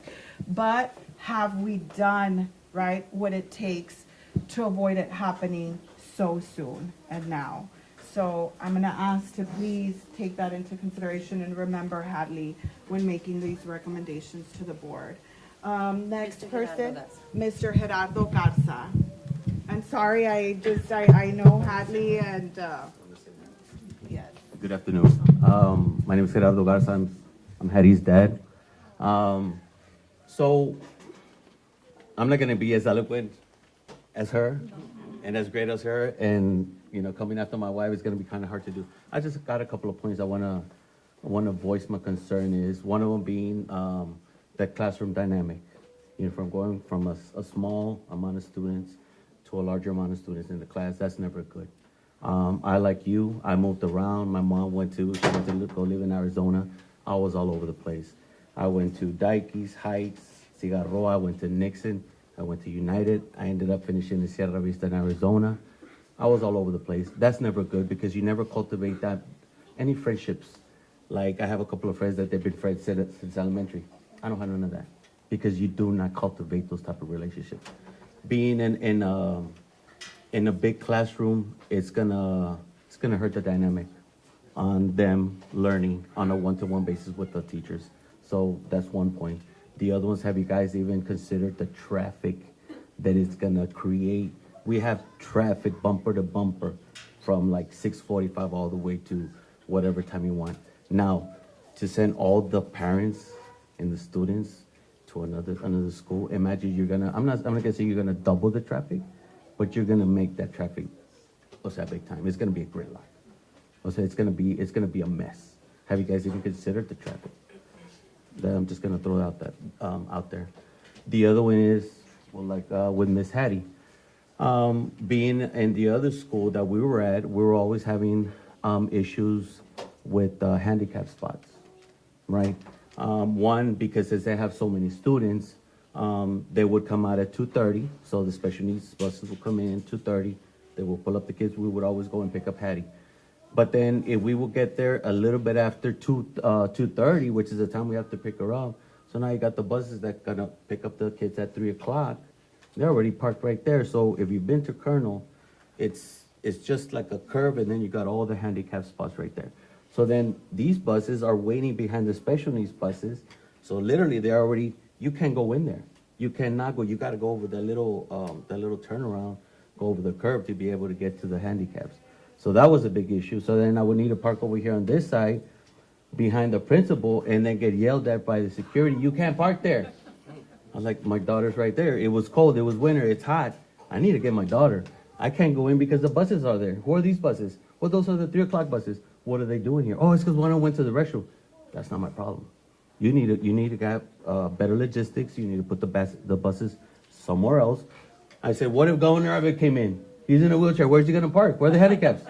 The handicap spots need to be available 24/7. Now, that was a very big issue because we're always advocating for Hattie, and we've noticed that there's not a lot of what's the word I'm looking for? There's not a lot of care for the special needs people. Compassion. Thank you, ma'am. There's not a lot of compassion because if you don't have a special needs child in your life, if you don't have a special needs child in your life, being a son, a daughter, a nephew, you'll never know what it is to go through all those trials and tribulations with a child that's special needs. And it's as simple as finding a parking spot. Like right now, there's no handicap spots here. Literally, I had to park, I think, in your parking spot, Ms. Crowley. But we have a cargo with the ramp, so I need the ramp space to get her wheelchair down. So I can't because I have to park in a regular parking spot. There's a car right next to me, literally I had to carry her wheelchair off the ramp. You're talking about a 125-pound wheelchair that I can carry, but I shouldn't have to, right? Because I have the ramp for it. We spend the money for that, but I can't use it because there's no spots. Yeah, well, you got the parking lot over there on that side, but we have to go all the way over there. One time we went to the one over here on United Intermediate. We went to, when we were getting registered, we went to go talk to the nurses. I don't know, have you been over there? Okay, so on the 7th where you got Kruger Field, those are the handicap spots. So then, do you know how far it is from the handicap spots to that office? Do you know the incline they have that you got to go up? Can you imagine somebody in a wheelchair that is not being pushed, that doesn't have an electrical chair? How are they going to get up there, right? So then that was an issue that I brought. And then they said, no, but the handicaps are over there. I was like, yeah, do you know who's parked in the handicaps? There was the UISD trucks with trailers that do all like, I guess the facilities and stuff, all parking and blocking all the handicap spots. You know what I'm saying? So then it's those things that we have to worry about every day. The other one is this. I'm just going to throw it out there. So instead of just, because like you said, it's going to happen. It's going to happen. You guys already made your minds up. You know, it's all about the dollar. I've always said we've had talks, Ms. Carodi and I, because to me, school was like you come to learn. Well, in our time, what was the best thing you could get when you were in school? Straight A honor roll, correct? And you would get your little ribbon, whatever. Well, now it isn't. It's about being perfect attendance. You know, you get rewarded at the end of the year. Honor roll students, they get nothing. They used to get a little sandwich, sausage sandwich, and then they would celebrate in the cafeteria. Perfect attendance kids, their parents would come in, they would bring the food, they would celebrate with them, because it's all about the money. We all know that. This is not a school anymore. This is not education. This is a business. And somewhere along the line, we forgot what the schools were, which is to teach our kids the basics, fundamentals, cultivate, make their dreams flourish, not think about, well, I'm going to go to the school and be there every day. What is that teaching you? Nothing, because the kids don't come here by themselves. They're bused in, their parents drive them in. To get a straight A, you got to put in your blood and effort into it, your sweat and effort into it. I'm not doing the work for him or any other straight A student. They're doing it on their own. That's on their own merit. So we along the line, we forgot what the school really is. But like you said, it's going to happen. I understand that. So here's an idea. You said, maybe we could prolong it a little bit. Instead of flooding all the other schools, gridlocking all the streets, and changing the whole dynamic of the classroom from 25 to 35 or whatever number you want to put, why don't we just phase out the grades as we go along the years? Example. So this year, we finish off the year. Next year, you cut off the pre-kinder or the kinder. These kids haven't been in school. They can start in another school. You know what I mean? So that these kids, the fifth graders, they go to middle school. You phase out the pre-kinder, the kinder, and you have first grade to fifth. The next year, you phase out the first graders. You have second grade to fifth. And they're phased down because they're going to middle school. But these kids are not gonna know what it is to be moved to another school, to miss out on their friends, or their teachers, their favorite teachers, or the best principal that I've ever met, Ms. Carodi. And I'm gonna say that just because she's here. But it is true. Phasing out the grades, these kids haven't started. So if they start in another school, guess what? They're not gonna miss the friends because they haven't cultivated those relationships. Those numbers of the classrooms, they might not be as big of an impact, but you're phasing out the grades. And as you're phasing out the grades in about 4 or 5 years, then all the kids that have been here, they will not be affected by moving, feeling the crunch of the of the classroom dynamic. The traffic is not gonna be all gridlocked. So we're gonna kind of prevent all of those things from happening if you just give us a little bit of time and just start phasing out the grades, pre-kinder and kinder, first, second, third, fourth, fifth. The last class that leaves, then it closes. It's going to happen. It's bound to happen. It's all about the money, the maintenance. And this school, as great as it is, it's old. You know what I mean? Nothing wrong with their being old. But phasing out the classes. No, I'm not throwing it at anybody. I'm up there already. But I think that will be an excellent idea because that way it's a win-win. Win for you guys, you start saving money because a little bit at a time you're going to be phasing out the grades, and then the fifth graders go into middle school, and you just start phasing out the classroom, the grades, and nobody's going to feel it. At least that's my idea, and I hope you really think about it, and let's do a home run for the kids. Yes? Thank you so much.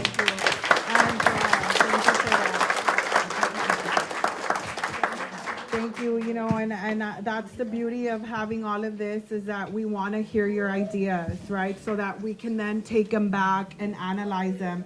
And in regards to that topic, sir, thank you so much, Mr. Garza. We can look into that about the handicapped spaces and the facing out. I do also want to say, Ms. Martinez, I did want to bring this up. It came back to my mind, but I don't know if you want to elaborate a little bit more on what we're doing with the magnets and the early college. Is that now we're not restricting to the campuses, right? Now we're opening it up. We have it at all campuses. Yes, now we have it at all campuses. I don't know if you want to elaborate a little bit more on that. That's another initiative that we started looking into that for this year to attract and keep more of our kids here at UISD. So yes, we're looking at different ways to make sure. So in our early college, we are based on, do we have the teachers? Do we have the instructional resources to be able to provide to more students. So this year we did open it up to more students. We also, instead of doing all lottery, we also looked at GPAs so that we could provide those students that have done well, the honor roll, right? That have done well, give them an opportunity to be in the early college. Because if not, then we were losing them to the TAMIU early college or to other early colleges. We don't want that. So again, we have been investing for about 6 years already in helping our teachers get their master's degrees so that they could be adjunct professors, so that we could have more classes for our students. So we're definitely looking at that.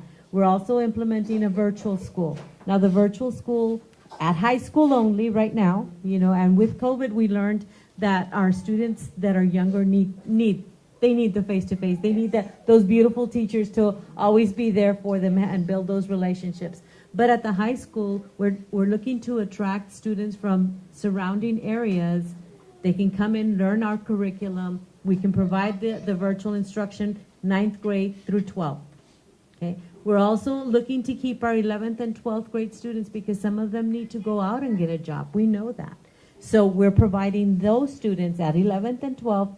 They've already finished most of their graduation requirement assessments, and they can, if they need to, in the afternoon, go virtual. So we're exploring as many things as we possibly can. I just met with middle school today. We're looking at, we have STEM programs, but we only have them at 8 of our middle schools. We want to expand it to all of our middle schools. We also want to make sure that we provide, instead of year-long semester courses, some that are semester courses, because we want to provide our middle school students with more experiences, things like robotics, things like, you know, the courses that we know is attractive to them, because we don't want our students to leave because some other institution is offering something different. So, like, you know, like I've told everybody at CNI, we've got to think differently. We've got to look at what is the future for our kids, and we have to make those adjustments for our students. So we're looking at absolutely everything that we can to, yes, be very frugal as we can be, but to provide opportunities for our students. Excuse me. What about for the 3-year-olds? Can we bring in the 3-year-olds? We're expanding. We started with a pilot last year. We had 5. We're doubling that to 10. However, it depends because it's a partnership that we have with Head Start. So we have to look at that because Head Start does, because it's a partnership, there is, yes, there's criteria that they need to meet for Head Start. I know I work for LIC too. I come from LIC district, and 20 years ago, I opened the first pre-K3 classroom in Santa Maria Elementary. It's been 20 years. Yes. How come we don't have it here? They didn't have partnership with Head Start. They still had it in our district, and they've had it for more than 20 years in that district. If we bring it over here to the north, more parents will want to be bringing our kids. That's more numbers. Yeah, we are looking at that. Even in the Mines Road area, everybody to house their own pre-K classrooms. That's going to help the parents. I saw it firsthand. Yeah. Last year when we had to house Borchers, the parents were overwhelmed. They had to do the car night here. They had to do a car night there in the morning. Yes. In the afternoon as well. So, and even to bus a 4-year-old, they had the option of taking their 4-year-old and sending them in the bus, but I wouldn't even send my 4-year-old. So a lot of parents stayed without enrolling their child. If we offer that, even in the Mines Road area, I saw it through Facebook. A parent posted in the comments, and I said, wow, that's a very good idea, because they're saying, okay, let us house our own kiddos, our own students in our own campuses, because I know they're still in other campuses, that's not right. They should all be there, because some parents have a kindergartner, they have a pre-K student, and it's very hard to have them in different campuses. Yes. 2-3 kiddos in 1st grade, 4th grade, it's still a lot for a parent. Yes. Us with little ones, it's not just getting to work, it's getting them to school, getting everything prepared. You know, it's overwhelming to even think, okay, my son's going to be a mile away.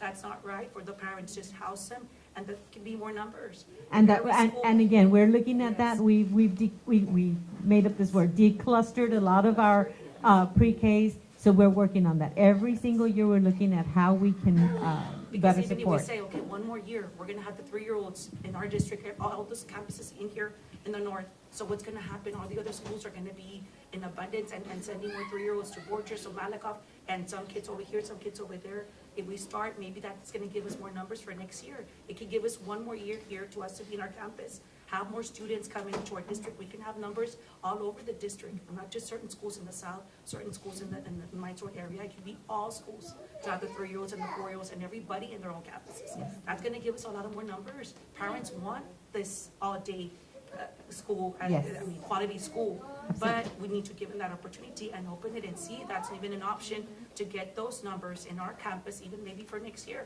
It'll give us more numbers and throughout the district, not just our campus. No, but- we're looking at that. We're looking at that district-wide. Yeah, I do know that this year, for the next, school year, it's already gonna be declustered. So the kids are gonna be housed at their home campus. I do wanna let you know that actually our other trustee, Ms. Alisa Oliveros, is the one who, pioneered, right, through Head Start, the pre-K. So I did have a conversation with her already to see how we can bring it to Matias de Llano, but there is a criteria that has to be followed.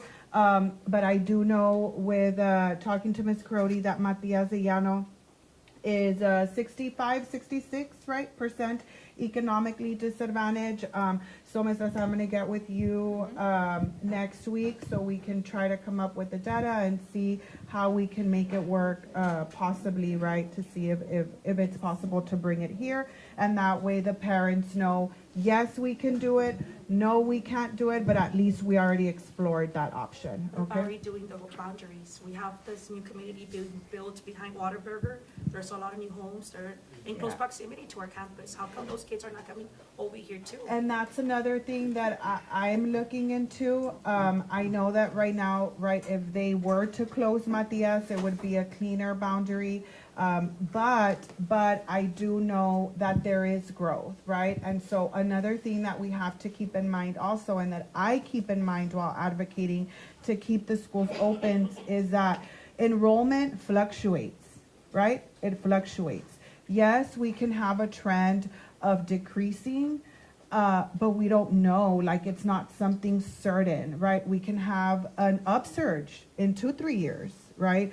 I've been driving around. I know, like you said, behind Variety Meats, there's a subdivision growing there. Over here by the Winfield, there's a subdivision growing there. So those are all little things that I am analyzing. I am looking into that. Another the things that I brought up too, why I am against it, is because I know that Matias de Llano uses each and every single classroom, right? And I don't want the kids in portables. I was in portables my 4th and 5th grade at Kazan Elementary. And my sister actually has an injury from a portable. So I do not want the kids in portables, right? But those are things that we are looking into. Again, this is just like Dr. Cruz's worst case scenario that was presented to the board. Know that I know Ms. Molina is also very opposed to this. It's been on the news. She voiced her concerns, Mr. Aguilar, right? So I know from the board meeting, nobody wants to close schools, right? Nobody. And as your representative, know that I'm completely opposed to this because we need to look at the other options. And I stand for transparency, and I think that, and I believe that we need to show you, it's our responsibility to show you that we've already explored all the options and that they all don't work, so that then we can make the decision. But we haven't done that. I just think so. it's too fast to say from one month to another, you know. I agree with you. My kids are going through this. I agree with you. And, you know, I have a 4th grader. She's already worried, and that's something that should be in her mind right now. And, you know, we should explore all options just to say, okay, next year we're going to close it. No, give us one more year. Explore those options, use them, and, you know, bring those kids in, 3-year-olds, 4-year-olds, whatever it takes. But give us at least a year so we can see all those options work and to see we can also keep going. Like it doesn't have to necessarily mean we're going to close it down. I love this school. This school has been a close-knit family. We all know each other. We've been here since years. And my kids, like I said, we have 3 little ones in here. My daughter just moved to middle school, and we would love to have the school going, not just, even just to have the chance for one more year to see and explore all these possibilities, the zones, and 3-year-olds coming in, 4-year-olds, And before doing anything else, at least one more year so we can see what we can do before it closes down and not give us the opportunity to explore those options. Of course, yes, Okay, definitely. Thank you. I was going to discuss pre-K and, early childhood programs. Last year, we increased our number of Head Start. This year, we're going to do it again, and it does come to certain criteria. Another thing that I also want to mention, not only did we increase the enrollment when it comes to early colleges, we also have what is called the Bridge program. We do know that we have students through high school, they end up becoming dropouts. And there's a certain age group between 18 and 26 where the state of Texas still allows those students to come in and garner credit. Very proud of that program. We just started it. We have about 50 students who are 50 students and 9 graduates. 50 students and 9 who already graduated. So, and that also brings in enrollment. Every student that we can garner, we get ADA.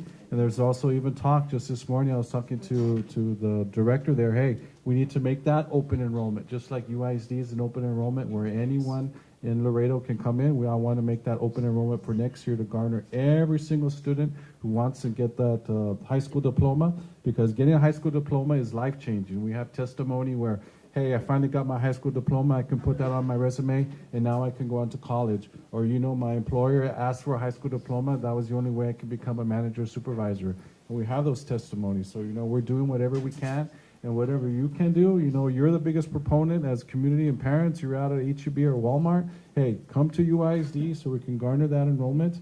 And, we're gonna try our very best to make sure that we trim the fat as much as we can. Yes. And, just understand my perspective. I wouldn't do my due diligence if I wasn't straight up and forward, putting the cards on the table, saying, worst case scenario. And then we're going to do what we can, to be sure we make the best decision. Yes. So just also understand how we got here, right? So over the last several years, we have 2,000 less elementary school students in our district. But here's the systemic problem. Here's the community problem. We've tracked, it doesn't catch up. I mean, it catches up to us, but we've tracked birth rates in our community, okay? And in 2007, we peaked. We peaked at 5,000 births in Webb County. Today, they're at 3,000. So what does that mean? That means at some point in the future, we're going to have less students. And of those 3,000 students, or the 5,000 that we used to have, we knew we would get about 40% of that. Well, 40% of 3,000 is a lot less. And when you're graduating 4,000 high schoolers and you're only getting 1,500, what's going to happen? That's our trend.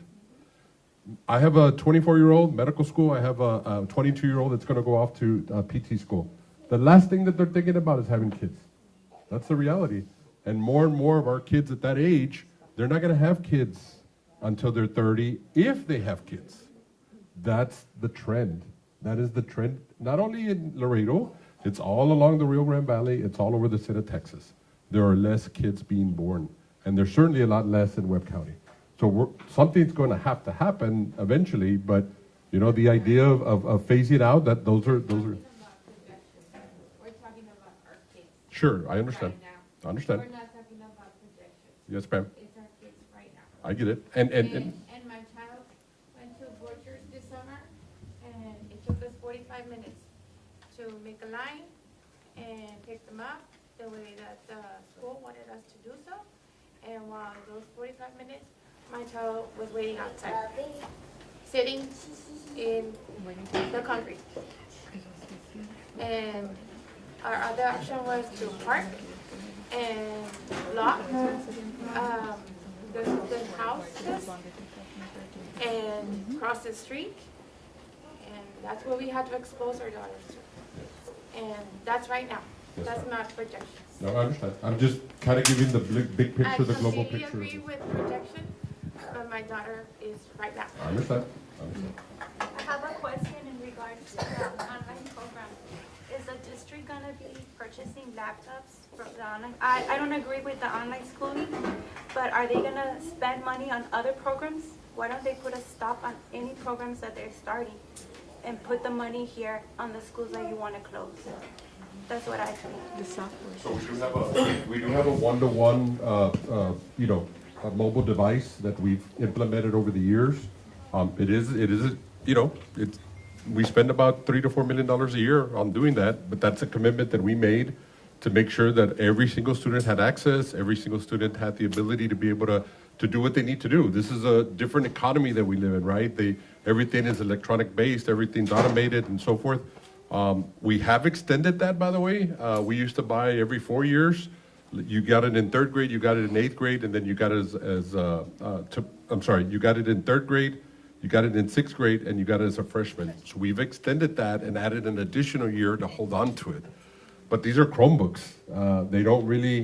They cost us about $300, $400 per student, and if you can just imagine the quality of that particular unit, it may not last the 5 years, right? So those are things that we're debating.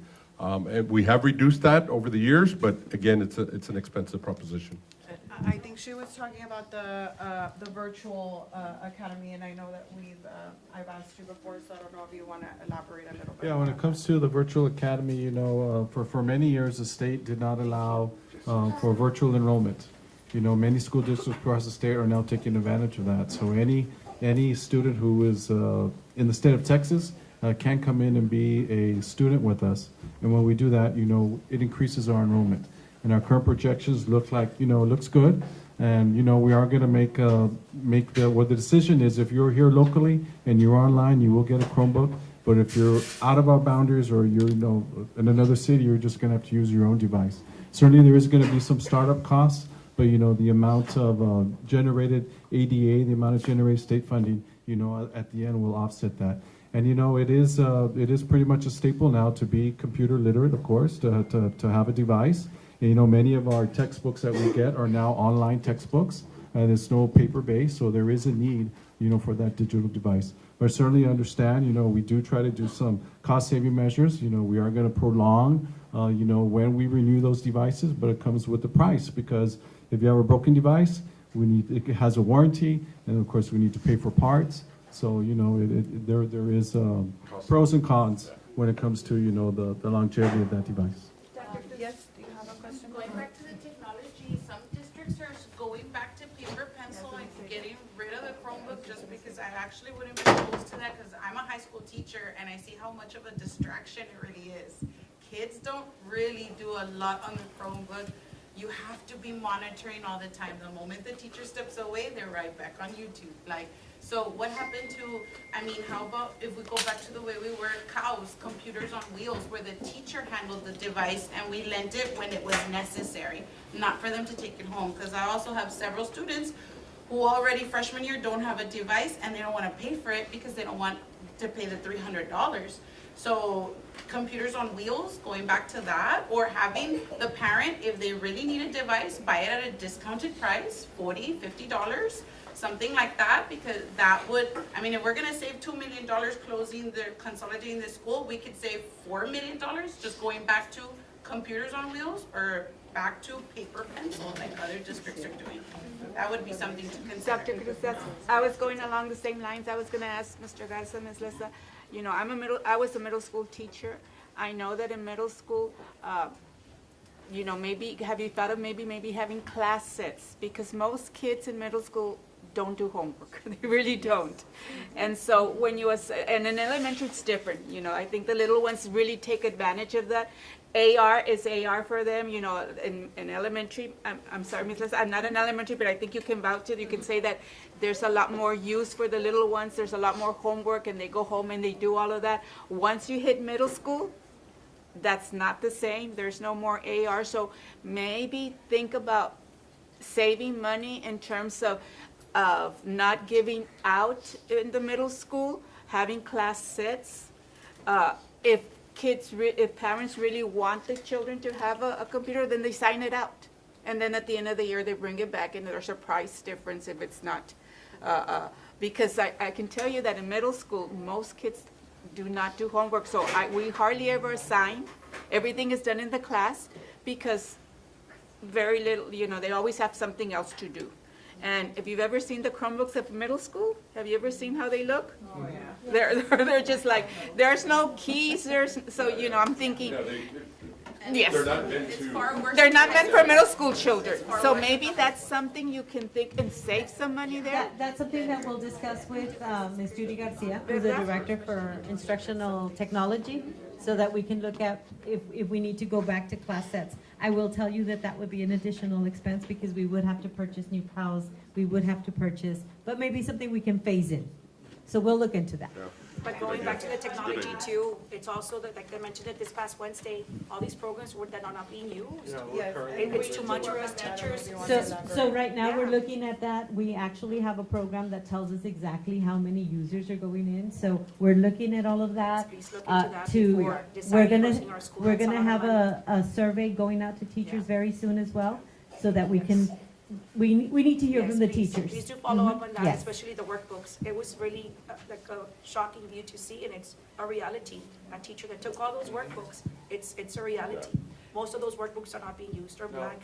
End of the school years are all blank. We're looking at all Going of to the that. recycle bins. Last year we did reduce the amount, I mean, over $1 million, and my expectation is that we continue to reduce. We do have, I guess, a tracker, digital tracker. The kids don't know it's there, but it's called a light speed, and every time a teacher logs in or a student logs in, we're able to see. And we would love to see that just follow-up to see before they close our school and impact our children, because that should be priority.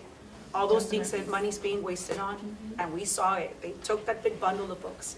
We know programs are not being used, and we don't need those programs. There's only so much time allotted during the day, and kids are being pushed to use this, use that, all of that, just to justify the programs being paid and using those monies. Please look into all that before even deciding, which schools are going to be closed. And I believe that's something that we're gonna be discussing on the 19th as well. We're gonna be looking into the consolidation of buildings, how that would look like. Another one is, I believe it's the softwares. I actually spoke to an accountant 2 days ago or a day ago, I don't remember, but also looking into that, accounting softwares, to see where we can reduce definitely. I do know that with the board presentation that we had, there was a projected deficit of 16 million, but with everything that's been analyzed, it was reduced to 2. So we are looking into that. They have been, so please And know. going back to numbers, yes, I'm sorry, going back to numbers, I know we're very proud of those 50 students that enrolled and 90 graduated.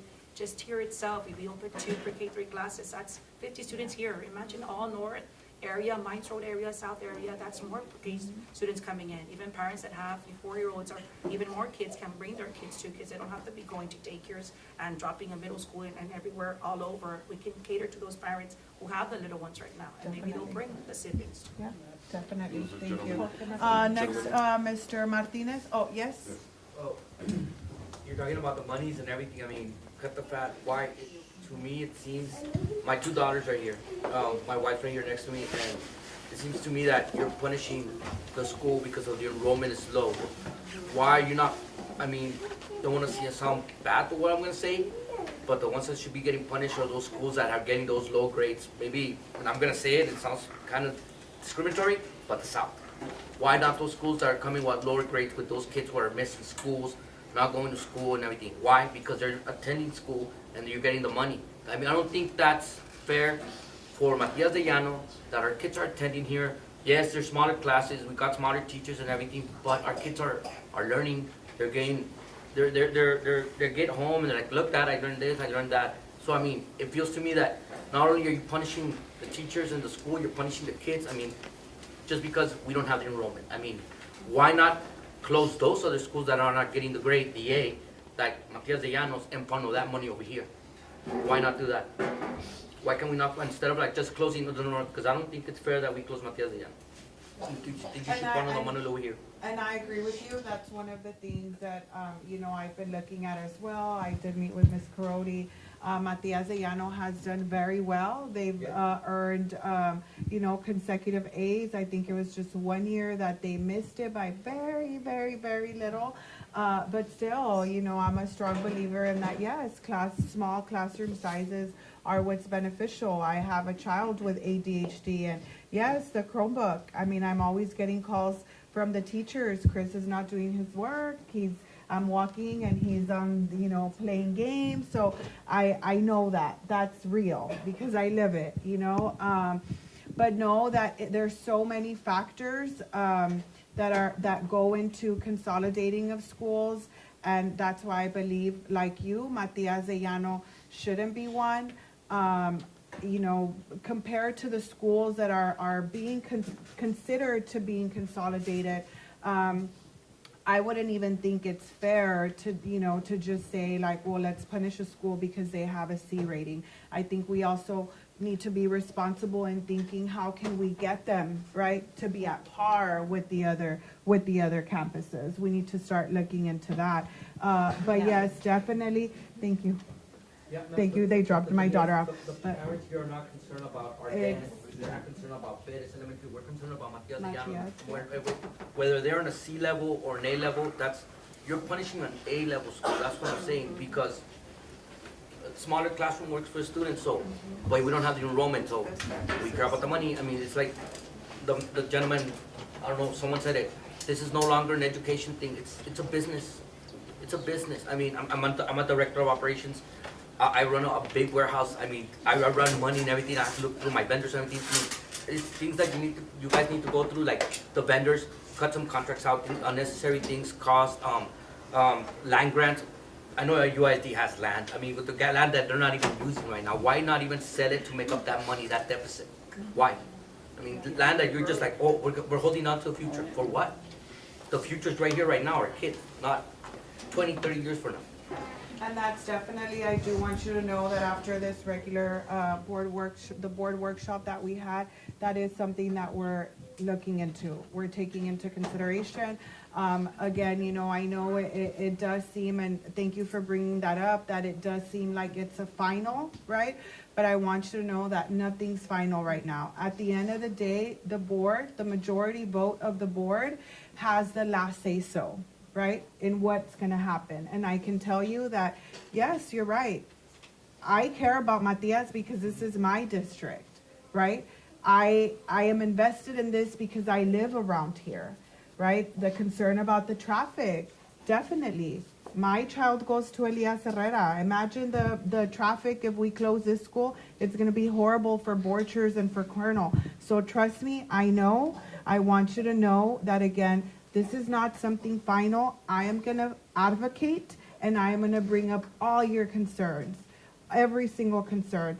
That is also one of the reasons why I wanted this to be streamed on YouTube, so there could be a record of it, right? So that whenever I am in doubt or something, I can go back and listen to this. And that's my promise to you guys, because you all elected me, right?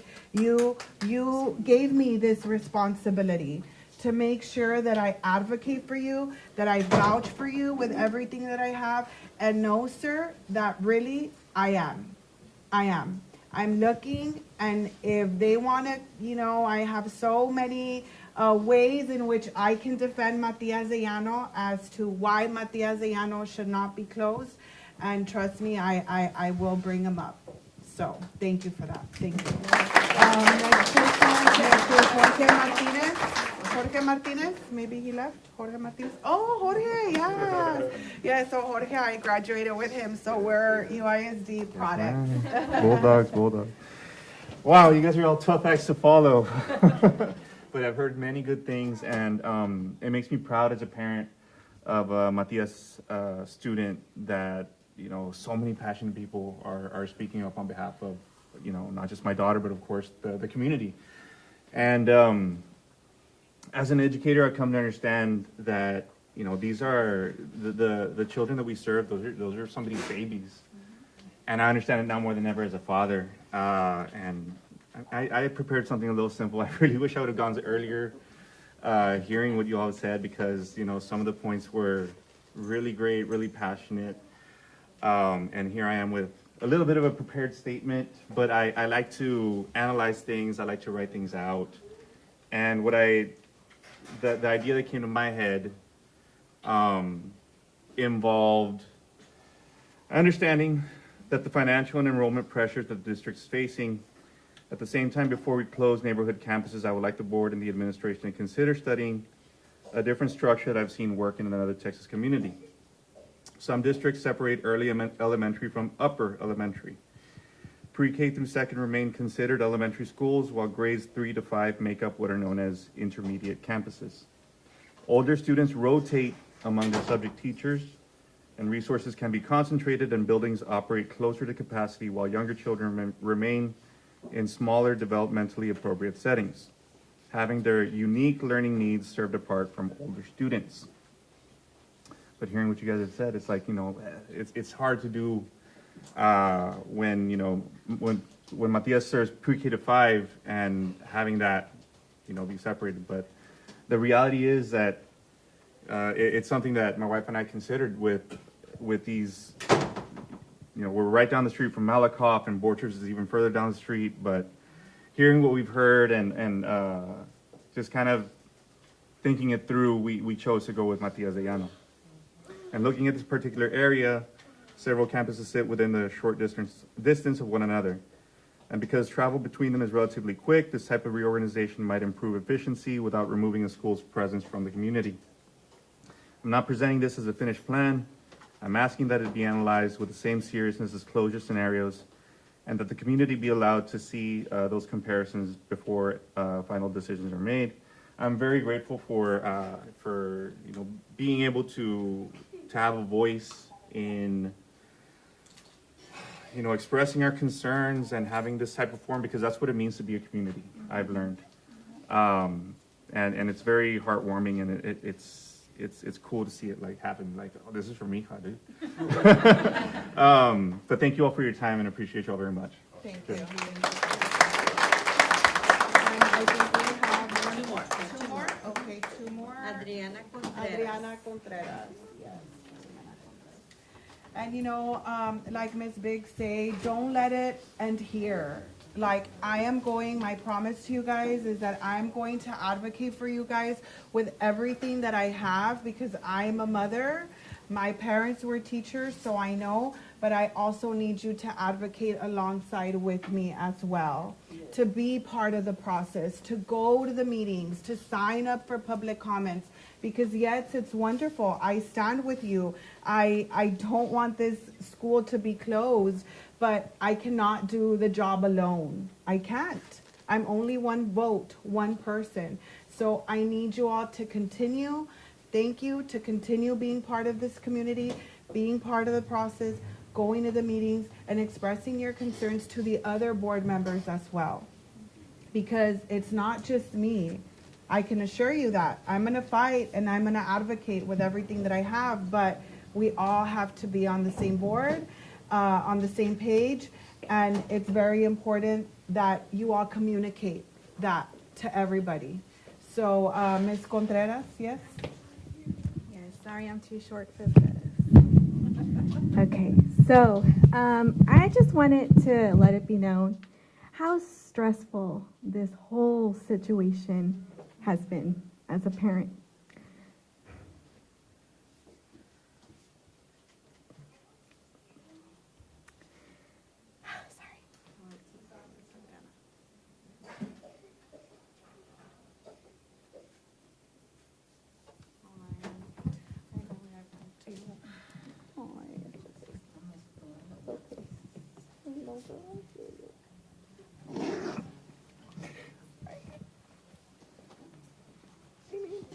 It's been so stressful, and it's got me considering the voucher.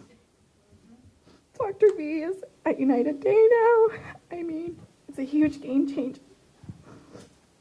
And so, I wouldn't want to do that, but Matias Llano is the community that we chose because of their amazing teachers.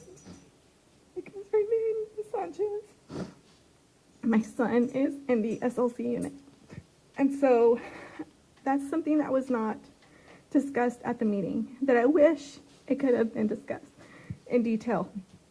How are we going to accommodate those children? My son has been through several teachers, Ms. Sanchez consistently, Ms. Carrillo also prior to Ms. Sanchez, and he's done so great. Ms. Carodi is great, Mr. Guzman, Ms. Rodriguez. And so at the end of the day, even though it's just about numbers and closings, just another school, at the end of the day, this is my son's Dolphin School. And so I know the neighboring schools are great. I'm actually a constituent of mine's road, and so I appreciate everything that you're doing. But I feel that the presentation that was given at the board meeting could have been a little bit more detailed. If you're telling us as parents that you want to close our school, give us numbers, give us concrete facts. And I just want to say that I did work with the state of Texas for 11 years with the Department of Family and Protective Services. And one thing that was big there was accountability. And I feel that as a parent who is experiencing this, the possible closure of our school, that the least that the district could do is hold the people accountable that are responsible for allowing us to get here where we are today. That's the least that they could do. We have so many parents who are angry. I was there on Wednesday. The animosity, the anger, it was overwhelming. I can't imagine having to be a person up there on that table. And so that was big when I was with the state, is holding people accountable, especially when something went wrong. And we couldn't allow for things to go wrong in my line of work back then. And so I feel that we should have accountability, and we should have transparency, and we should have solid numbers. And so I was really hesitant to come up and speak, but I just wanted to speak for all those parents who are going through the same stress of having to explain to their child that they may not be able to come to their school, and not because it was our choice, but because it's something that's being imposed on us. And so I just wanted to say that. And I know that maybe it doesn't fall on you because, you're just coming into all of this, but I would ask you to at least bring us options, not just one option, but several options. Yes, we have a problem, but what are the solutions? It's not just about complaining about problems. What are we going to do to solve these problems? That's what's important. And so I didn't get any options in that presentation. I didn't get any solid numbers. And so it was kind of disappointing for me as a parent, especially if you're trying to get parents to understand why this closure is necessary. And so that's all I have to say, but I strongly oppose this closure. And I thank you for advocating for us and for our kids, because unfortunately they cannot speak for themselves. And so I thank you for that, and I thank you for your time. Thank you.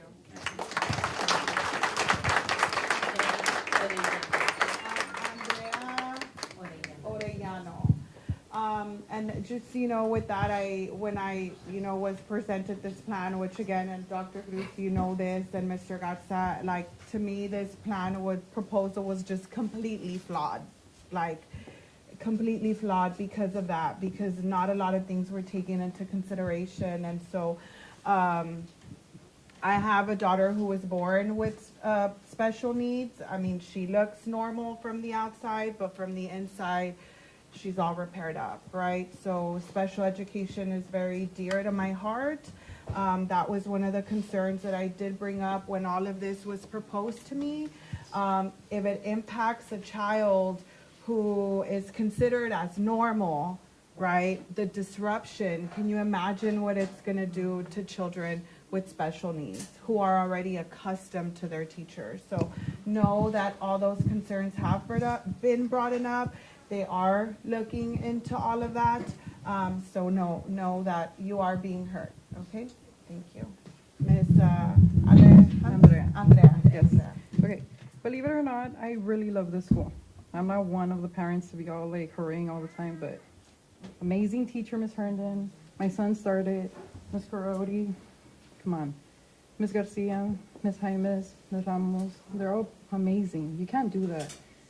This is my son, Marvin. He's 4th grade. It bothers me because you're treating it like money, obviously. They're not cattle. They're human beings. You have to take that into consideration. The thing is that Marvin, he's in 4th grade. He came in when COVID hit. He came in, it was all virtual. The end of the year thing was the car passings, the parade, and everything. You're affecting the children who came in pre-K, going in their first year virtually. And now that they're going to be in 5th grade, you're coming and you're affecting them again by a huge change that they're going to do again in 5th grade. I don't think that that's right. And you're adults, you're supposed to be keeping your finances in order. Do that. Don't affect children for something that was badly handled by you all, not whatever. You all need to learn how to do that because you're really affecting children that have bright minds. They love coming in. Marvin loves the teachers. You have board patrols here. It's a safe community. You have CBPs, nurses from the hospital, everyone. We're nice. We're like a nice knit family. Anything anyone might need, we're all here to help. So just keep that into consideration, and we're really affecting 4th graders that are going to be in 5th grade and making again another drastic change in their lives when they came in with COVID. So just do that and listen to Ms. Herndon because everything she said, it's good. Thank you. Thank you. And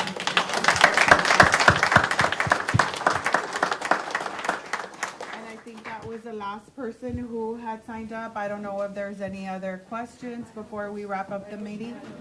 Oh, yes.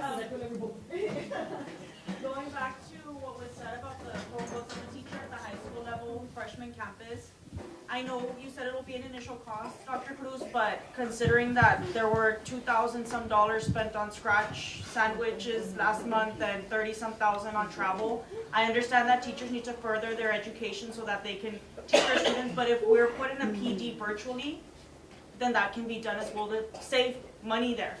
In order to maybe transition back to paper pencil, and you can maybe get more teachers to get TIA that way, which then in turn will benefit the district.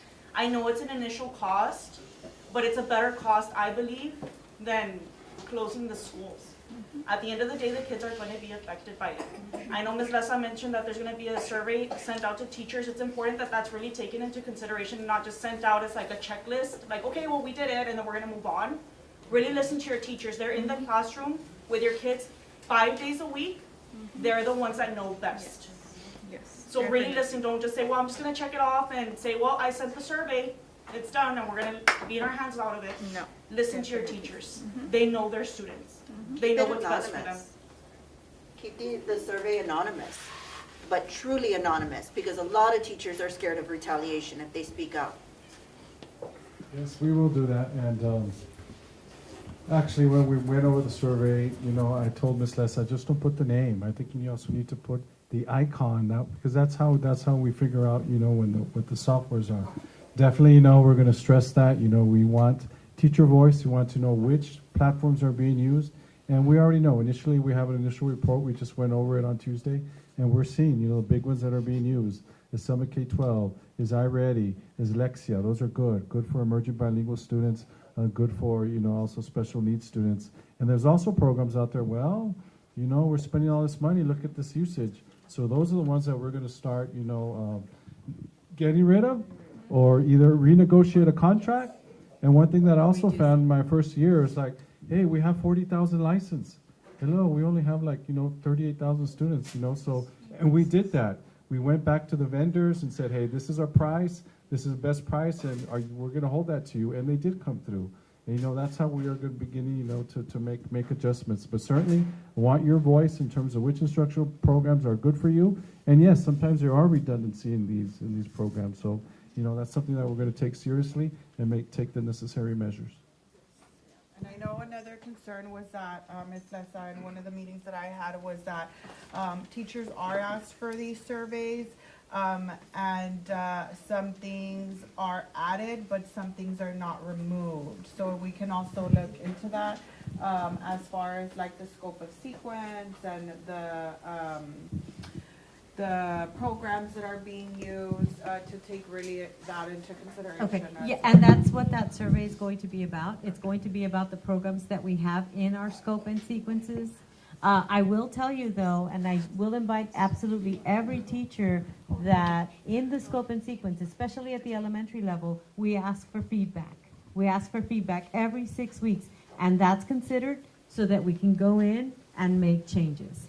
So I know we don't have a scope and sequence for absolutely every content area, especially at the high school, but we do have the ones for the core content areas, and we do consider teacher feedback. In fact, elementary was revamped, I think 2 years ago, so that we could really streamline so that teachers wouldn't have to do additional work or be clicking all over the place to find their curriculum. So we are working on that. In middle school, I mean, 17 Monsiváis would always, in the summer, you had those cadres? Yes, Yes, and we do. We still it was do. amazing. Yes, I we mean, still do. at least math. I had no problems with math. Yes, we still do. So, good job on that. So I guess mine was more, I know you guys mentioned that you guys are considering virtual for the following year for the high school level. If that would be exclusively virtual to those students, wouldn't that leave space in the high schools, and maybe instead of consolidating the 4 elementaries, we can consolidate the 9th grade campuses into the high schools and because they would not be interrupted. So consolidate the high schools, the 9th grade campuses, they're bigger, they waste more electricity, they waste more money than we do, and leave us open. Wouldn't that be like an option as well? So. And I want to let you know that that is something that I'm looking into. I did have a conversation with another board member because, again, right, with the research, it does show that children pre-K through 5th grade, when consolidating schools, they have the most impact, right, emotionally, and it's a big disruption. So we were talking about it earlier that, you know, there is a middle school considered in the plan as well, the 6th grade campus. So that is something that we're definitely exploring and looking into, because like you said, they already belong to that, right? For example, Because their lives wouldn't be interrupted, exactly, like the little ones. And so with the, you know, when that conversation started, I started looking into that, and so our United High School 9th grade campus would be the one, as long as possibly maybe the LBJ, because they are the ones that are the newest campuses compared to Alexander and United South, that they're more of an old building. They would need their 9th grade campus, but of course, that's something that we can definitely explore to see if that can be considered. I don't know if that can also be included in the presentation in months to come, to see what that cost-saving impact would be, because I 100% agree with you. Our older children are, you know, a little bit more. Well, I feel like they're expecting, you know, they know they're going to go into a new campus. They know they're going to, you know, but our little ones, especially like I'm not going to say I don't worry about mine, because I have, you know, at my home, they have their mom and they have their dad, and we're very present in their lives, and we're volunteers. My husband is actually my husband is your son's teacher right now. So, you know, he's very involved and I'm very involved, but that's not the case. And I sub here. So I get to see, I go to every classroom, and without kids telling you, sometimes they tell you more with what they don't tell you. So you get to see those kids and you're like, well, I'm not so much worried about mine because I have a stable home, but I worry about the kids who this is their only constant.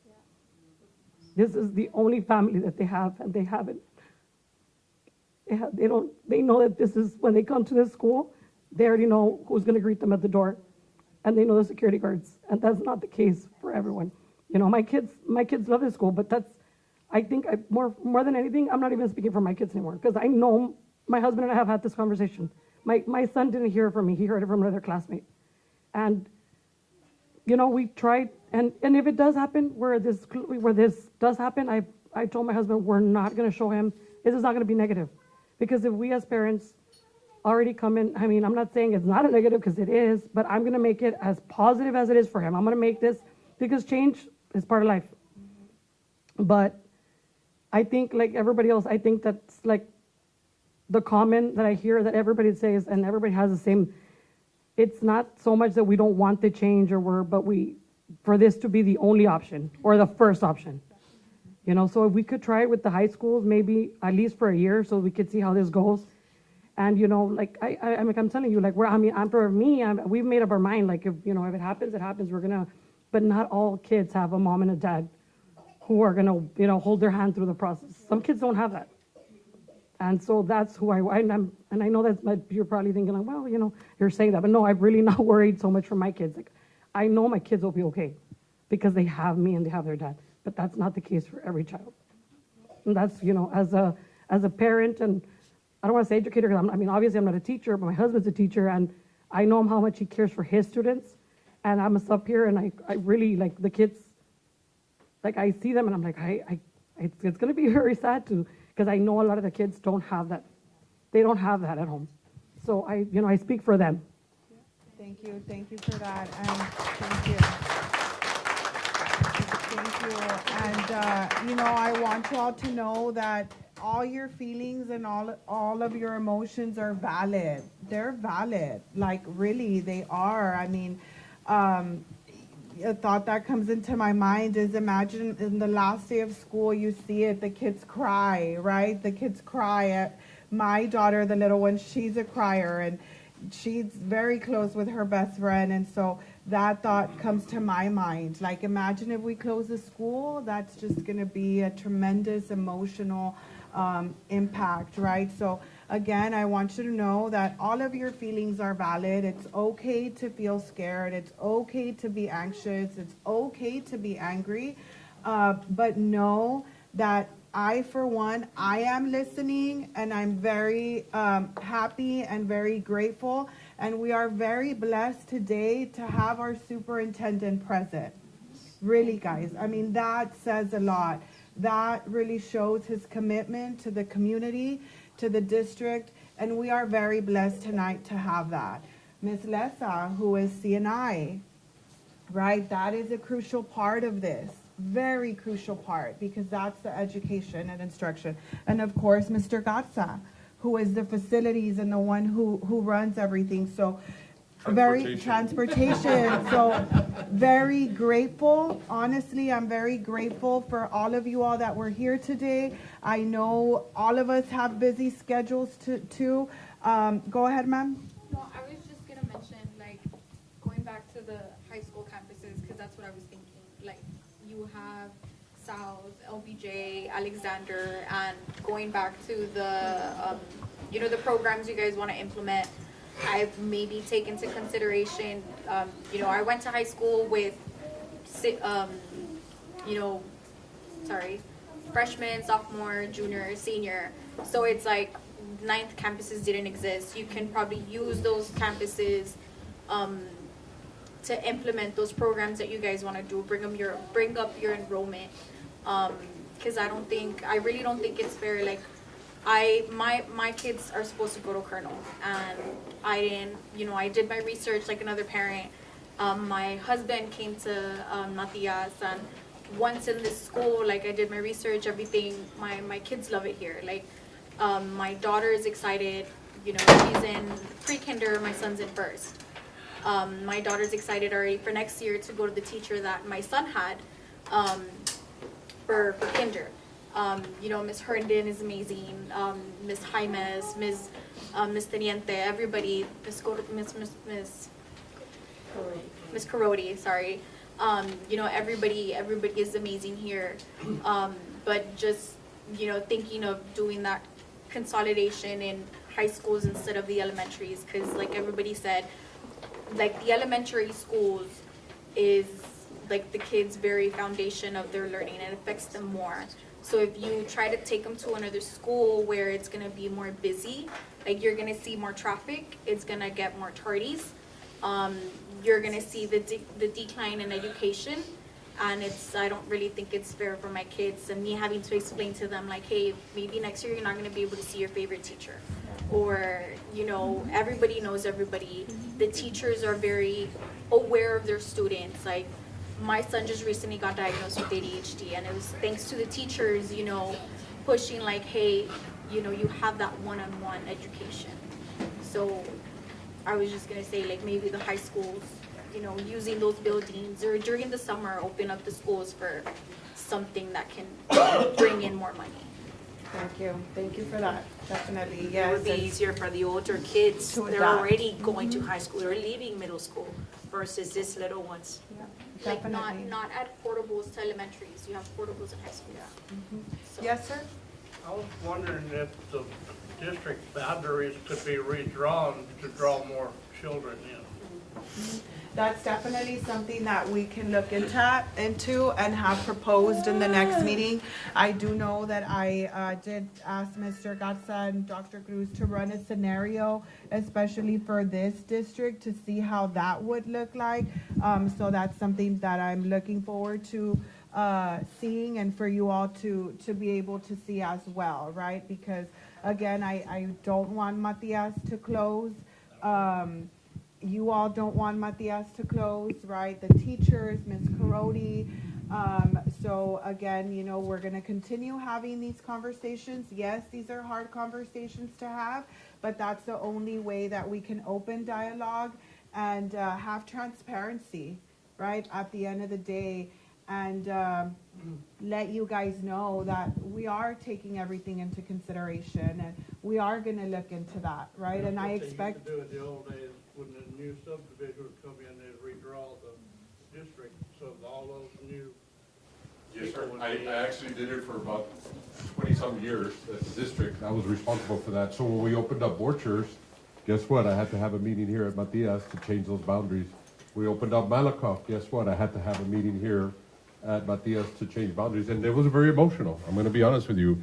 Anytime there's any change whatsoever, it's an emotional deal. But guess what? Those children end up moving to those schools and they thrived, right? And a lot of times, you know, the teachers that were here moved with those students, right? So they had familiar faces, they had individuals. So UISD had always been a situation where we were changing boundaries every year. We're just not growing anymore. I mean, that's the reality. So yeah, we can recluster and do other stuff, but at the end of the day, if we're having less kids being born in our community, then eventually all of our schools will end up reducing enrollment. And oh, by the way, the 2,000 kids who are missing in elementary, guess where they're going to go? They're going to be short in the middle school, and then they're going to be short at the high school, and we're probably going to have to be looking at middle schools and high schools as well, you know? Is there a reason why those new neighborhoods behind Whataburger, it is growing around our area? Yes, why aren't they coming to our school? They're just not having kids, man. We're not, I mean, people we have an open district. We have an open district. We have an open district, and so, you know, that the reality, and LID is competing. They're an open enrollment district too, so we're all competing for the same student at the end of the day. I have a question. Yes.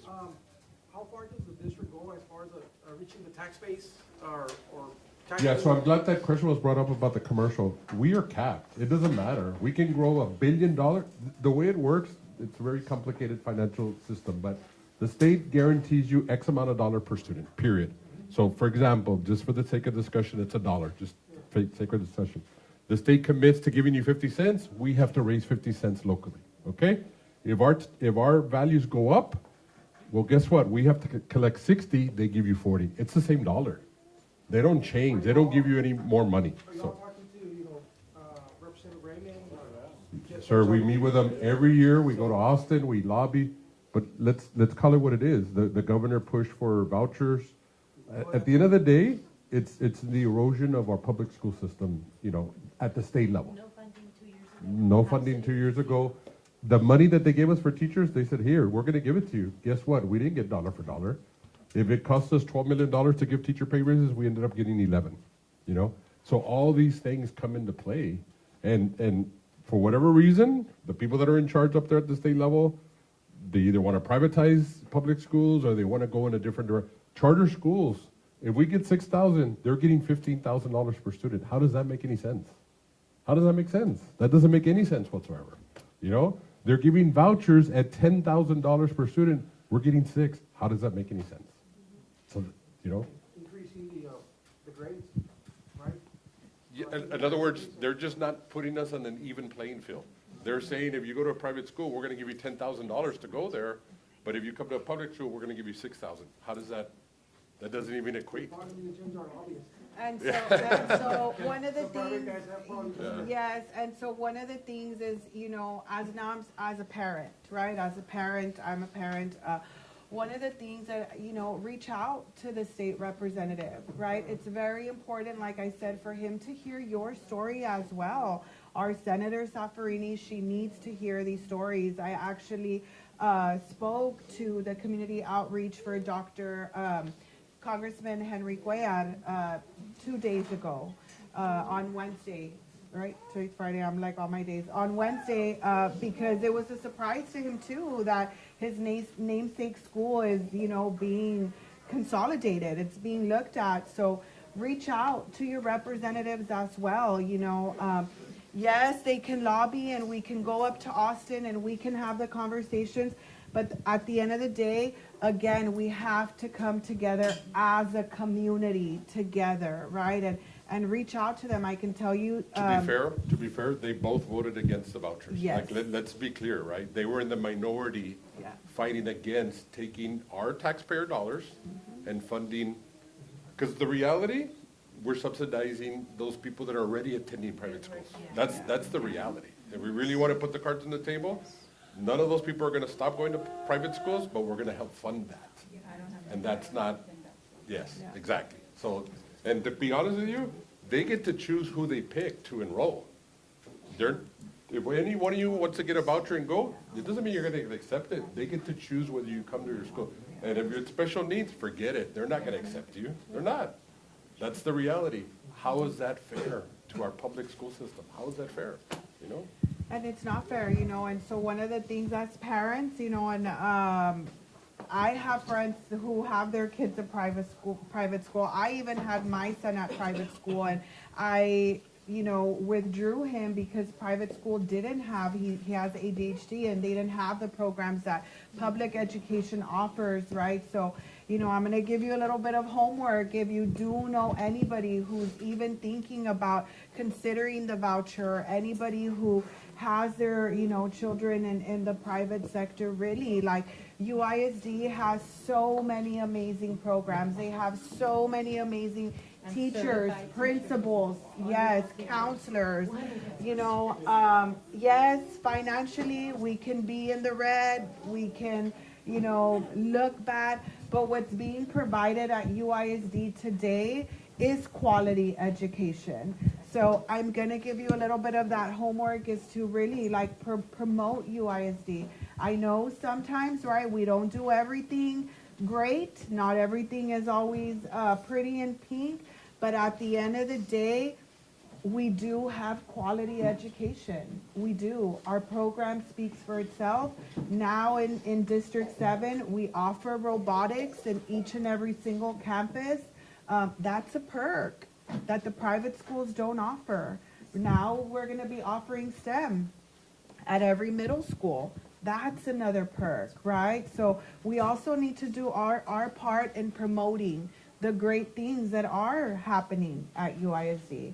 There's going to be bad things everywhere, right? But we also have to really focus on the good. And right now, it's hard. These are real situations that we're facing. And the way in which we handle them and the way in which we come together, that's going to be the result of it, right? So, yes, sir? I just got one last question. So what is the reason Matias is being shut down? Is it because of the student population, or is it because the building's too old? Because I think I heard both of them. Yeah, I mean, it's a combination of both. Yes. So, okay, so then you're saying that you're short the 2,000 because the people that come in of age or getting married young are not having any kids? We just have less elementary. Okay, so then their kids, when they come of age, they're not having kids either because they're gonna follow their parents' footsteps. So at the end of the day, how can we reline the district lines if there's no kids being born? So that's not gonna help at all. Yeah, because there's not enough students. Exactly, there's no babies being born. So you can redraw the district all the way down to Chacon, and there's still no babies born. So how are we gonna get kids that way? We can't get the population that we need because, as you said, there's being less kids born. Yes. So then that's not a viable option of relining the district or trying to get more kids because there's no kids to be brought. Is that a safe assumption? Yes, it is. Right. So then the main reason would be the building's too old. The main is going to be too high to replace this HVAC lines, electrical, whatever. So that's really the main reason. Because we really can't control the kid population because there's no babies being there. So that's a I think it's my understanding. Correct me if I'm wrong, but I think Kazin was open the same year as Matias Llano. Yes. And they're not. on the list? No, so in that district, it's Finley, but I can tell you that from looking at the presentation, that's another thing why I don't think Matias should close, is because looking at the presentation, if you look at it, right, Newman is older than Matias. Newman was Newman was built in 1988, I believe, in the 80s. And then you throw in the utilization part of it, right? So another thing that I'm looking into is the utilization of it. Okay, fine, let's close Matias, right? Let's close it. And let's close Gutierrez, okay? Let's close it. And Newman is still gonna be underutilized, right? Because again, geographically, that area is not growing. Compared to Matias de Llano, where you have Winfield subdivision growing, you have Variety Meats growing, right? So that is another reason why I strongly believe that Matias de Llano should not be considered, because again, the data doesn't lie. The data that was presented does not lie, So then right? what is the real reason? Because it's not because the building's older, you got 9 as old. It's not because of the students, because there's no more students being brought in. So what is the main reason? The reason, according to the presentation, there's different factors, right? It's the age of the building, it's the utilization part of it, Well, and it's. the age of the building, like you said, doesn't matter because Nye is as old as this one. So why, I mean, Newman. So what are the? And so another reason is also because, you know, to be fair, right, to be equitable across the board, because we can't just, my stance, and this is just my own stance, right? We can't just close one school in one district, right? Because then there you create a disparity of education. Because then now all these other kids are gonna be successful, right, per se, because they're not gonna be disruptive. So the reason why there's one school in each district is to kind of be equitable in that, right? That's just not one single district that's being targeted. But is it equitable when the population in the district are your high number of lower socioeconomic, kids, your high number of special population kids? Then it's not equitable anymore because you're choosing the school that has these populations. Why don't we close down Colonel? Where the wealthy live among the wealthy property taxes. Why isn't that school closed down? Why don't they give us that school and just move our kids into that school and bus them out? They told me to bus my child to Amparo Gutierrez. Why don't we bus them to Amparo Gutierrez? Let's fill up Amparo Gutierrez so they won't close. And if our building's sold, give us their building and we'll go there. It's not right. It's discrimination. It's not right. That this is why us, why this campus, why these kids who already have a lot stacked up against them, and now you're stacking up more odds against them. By doing this, like she said, these kids already went through COVID, and now they're gonna go through another big change. It's not right, and like she said, some of these kids don't have the stable home environment. You see these parents, but there's a whole bunch of other parents in this school that can't afford to be here, that cannot be here. They are struggling and they're having issues of all kinds that we can't even imagine. And now we're gonna throw another big issue at them. It's not fair, it's not right. And I'm with you 100%. That's why, since day one, because all of these questions are not really being answered with that presentation. It's flawed, I oppose it. All your valid concerns are my valid concerns as well. And that is why, moving forward, we are gonna do better in presenting these details, these specifics. Again, we're gonna have another meeting on the 19th where Dr. Cruz, and I said it at the board meeting as well, I expect that, and our community expects that, to have their questions answered, because they are very, very valid questions. It's not just a question, Concern. now it's becoming a civil rights concern, because it's not right. These kids have rights and they need to be given, the same, like you said, equitable, the same equal treatment, for that everybody else has. Free public education to all, right? So why are our kids gonna be having to go through all of that? And the parents as well. Again, because I'm speaking for the parents that are struggling. It might not be, like she said, our kids are gonna survive, are gonna make it, are gonna thrive, but you're putting us still through, through the hoops and hurdles then we have to work harder to get them there. And a lot of these parents that I'm listening to handpicked the school. They chose this school. You know, this is parents' choice. This is what the parents are asking. This is what they want. Why are we gonna, you know, totally ignore the parents, what they're choosing for their children, and close down the school? No, we chose to put them here because this is where we felt they were gonna be the most successful, and they are. You know, my son's very successful here, very successful, and that's why I didn't put him in a bigger school, because I knew my kid and I knew he needed to be in this environment to succeed. The same with my child, you know, with my other child, the inclusivity. So yes, it goes past questions. The reasons why we're closing is beyond me, but if you're gonna close, let's be fair, let's be equal. You know, let's go after the wealthy schools. Why are we gonna come here with the economically challenged population? Because they're not gonna fight, they're not gonna speak up, they're not gonna lawyer up. I mean, what's the reasons why we're picking here? Now, let's take that into consideration. And I completely 100% agree with you. If Matias is shut down, is there plans for this building to be used as anything else, for any other purposes? I mean, that's something that I've asked, okay, and it was in the presentation. Again, I don't agree with it, right?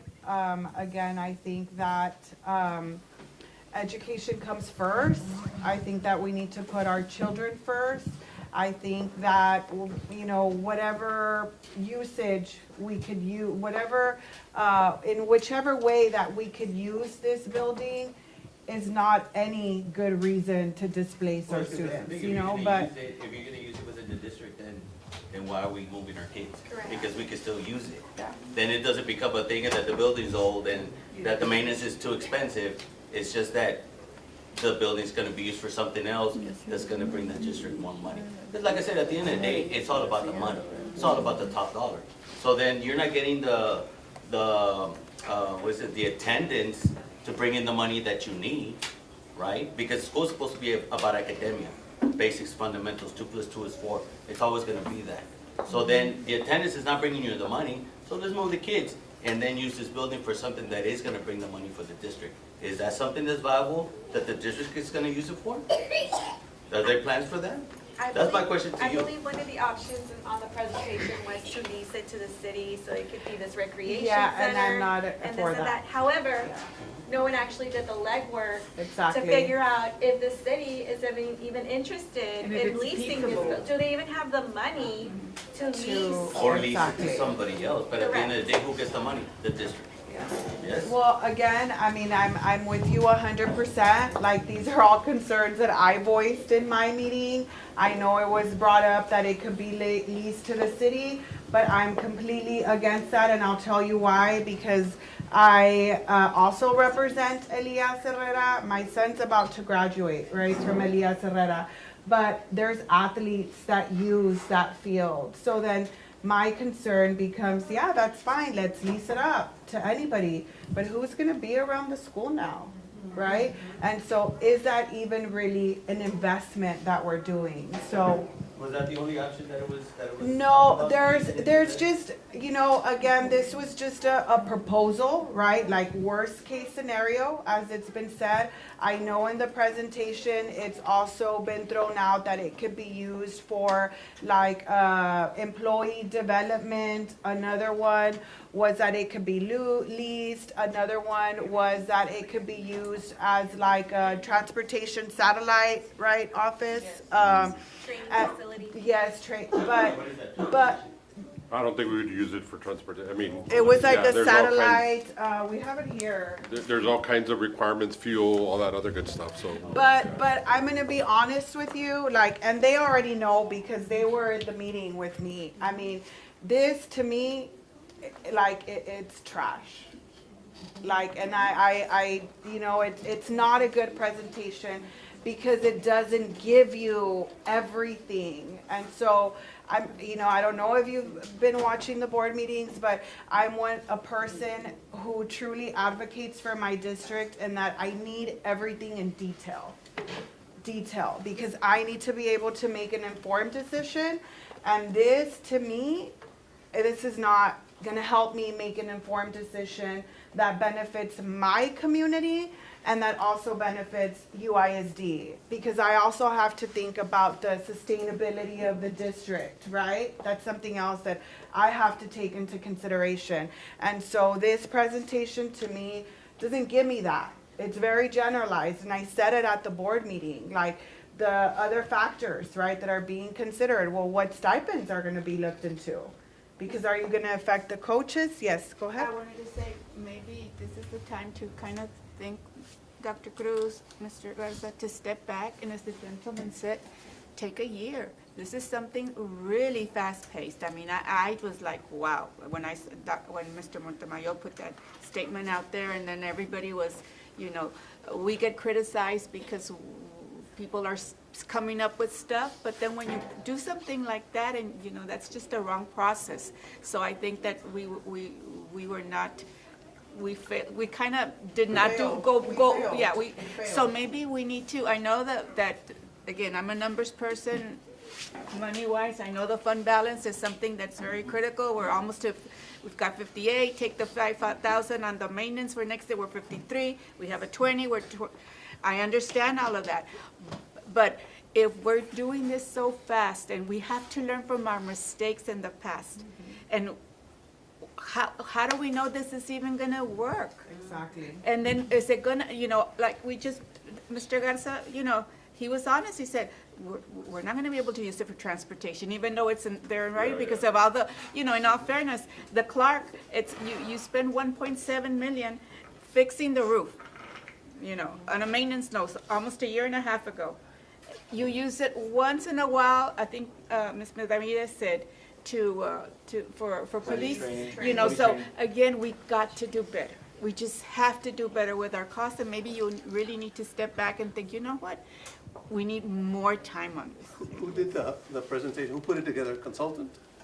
No, it was administrative staff put it together. Do they know what they're doing? Yes, we know. Feedback from them. I mean, I can tell you, you know, that's something that yeah, I mean, it was just something that was just presented to us. Oh, to me, it was very rushed. Yeah.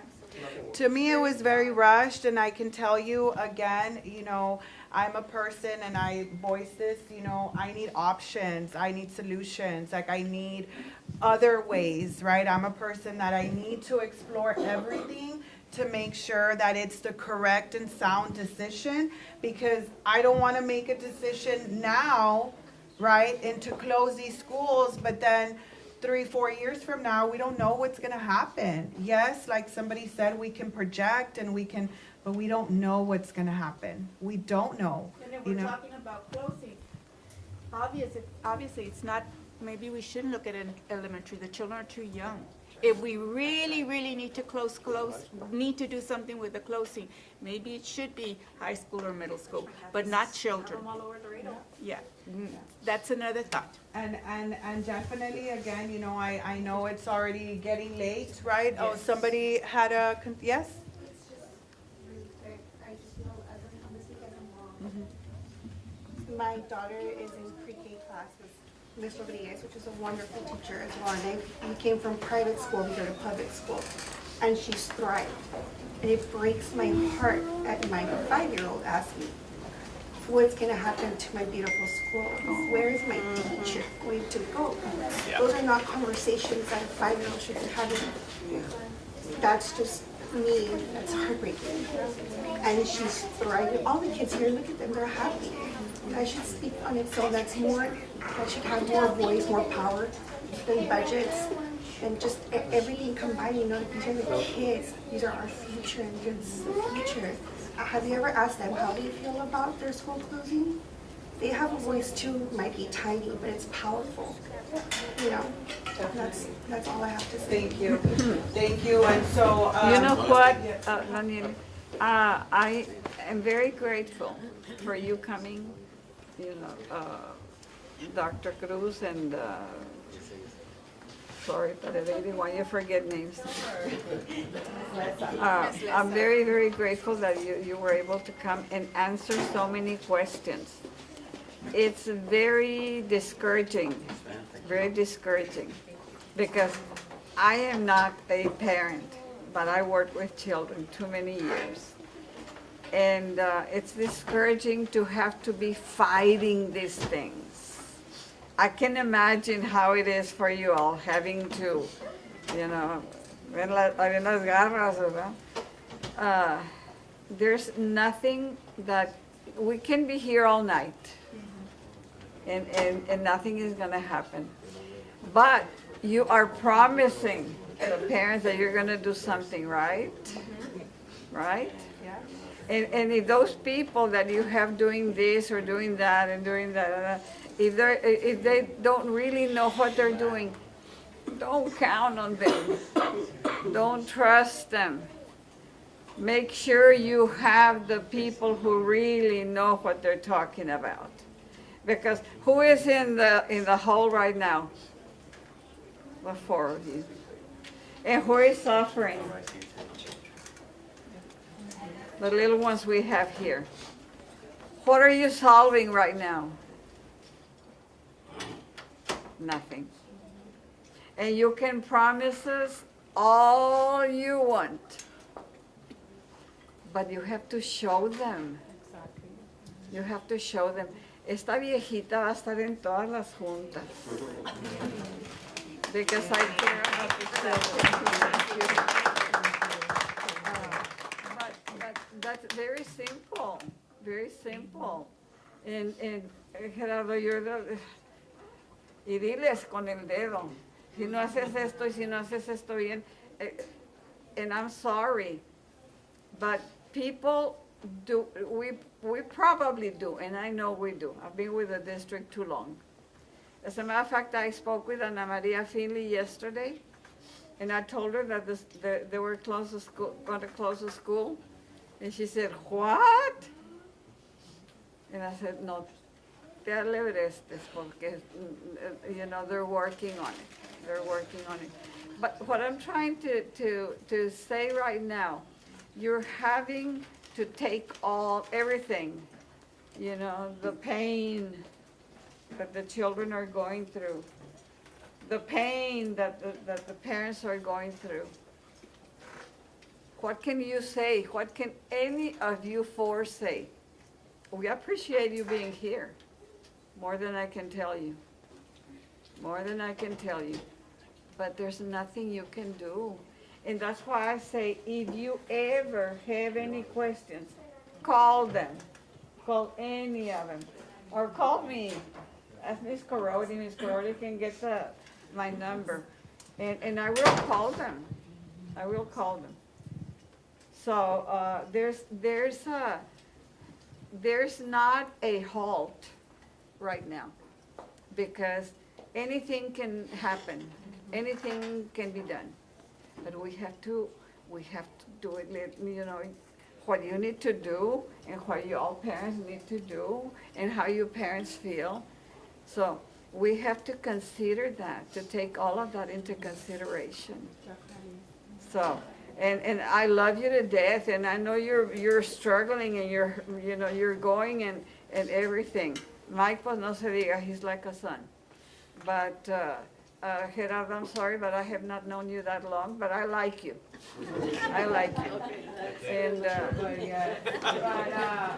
you know, I know some people already left, but thank you guys for those who stayed. And keep doing it, again, Daniela. yes, Keep doing it, because this is very important. Thank you guys, and thank you, Dr. Cruz, Ms. Lessa, and Mr. Garza. Again, my number, if you all need it, you all can write it down. You can text me 956-290-5128. So I'm here for you guys. Again, you all have a good evening. Enjoy your weekend. Don't be stressed. Don't be scared. We're gonna get through this together. Okay? So thank you. Thank you.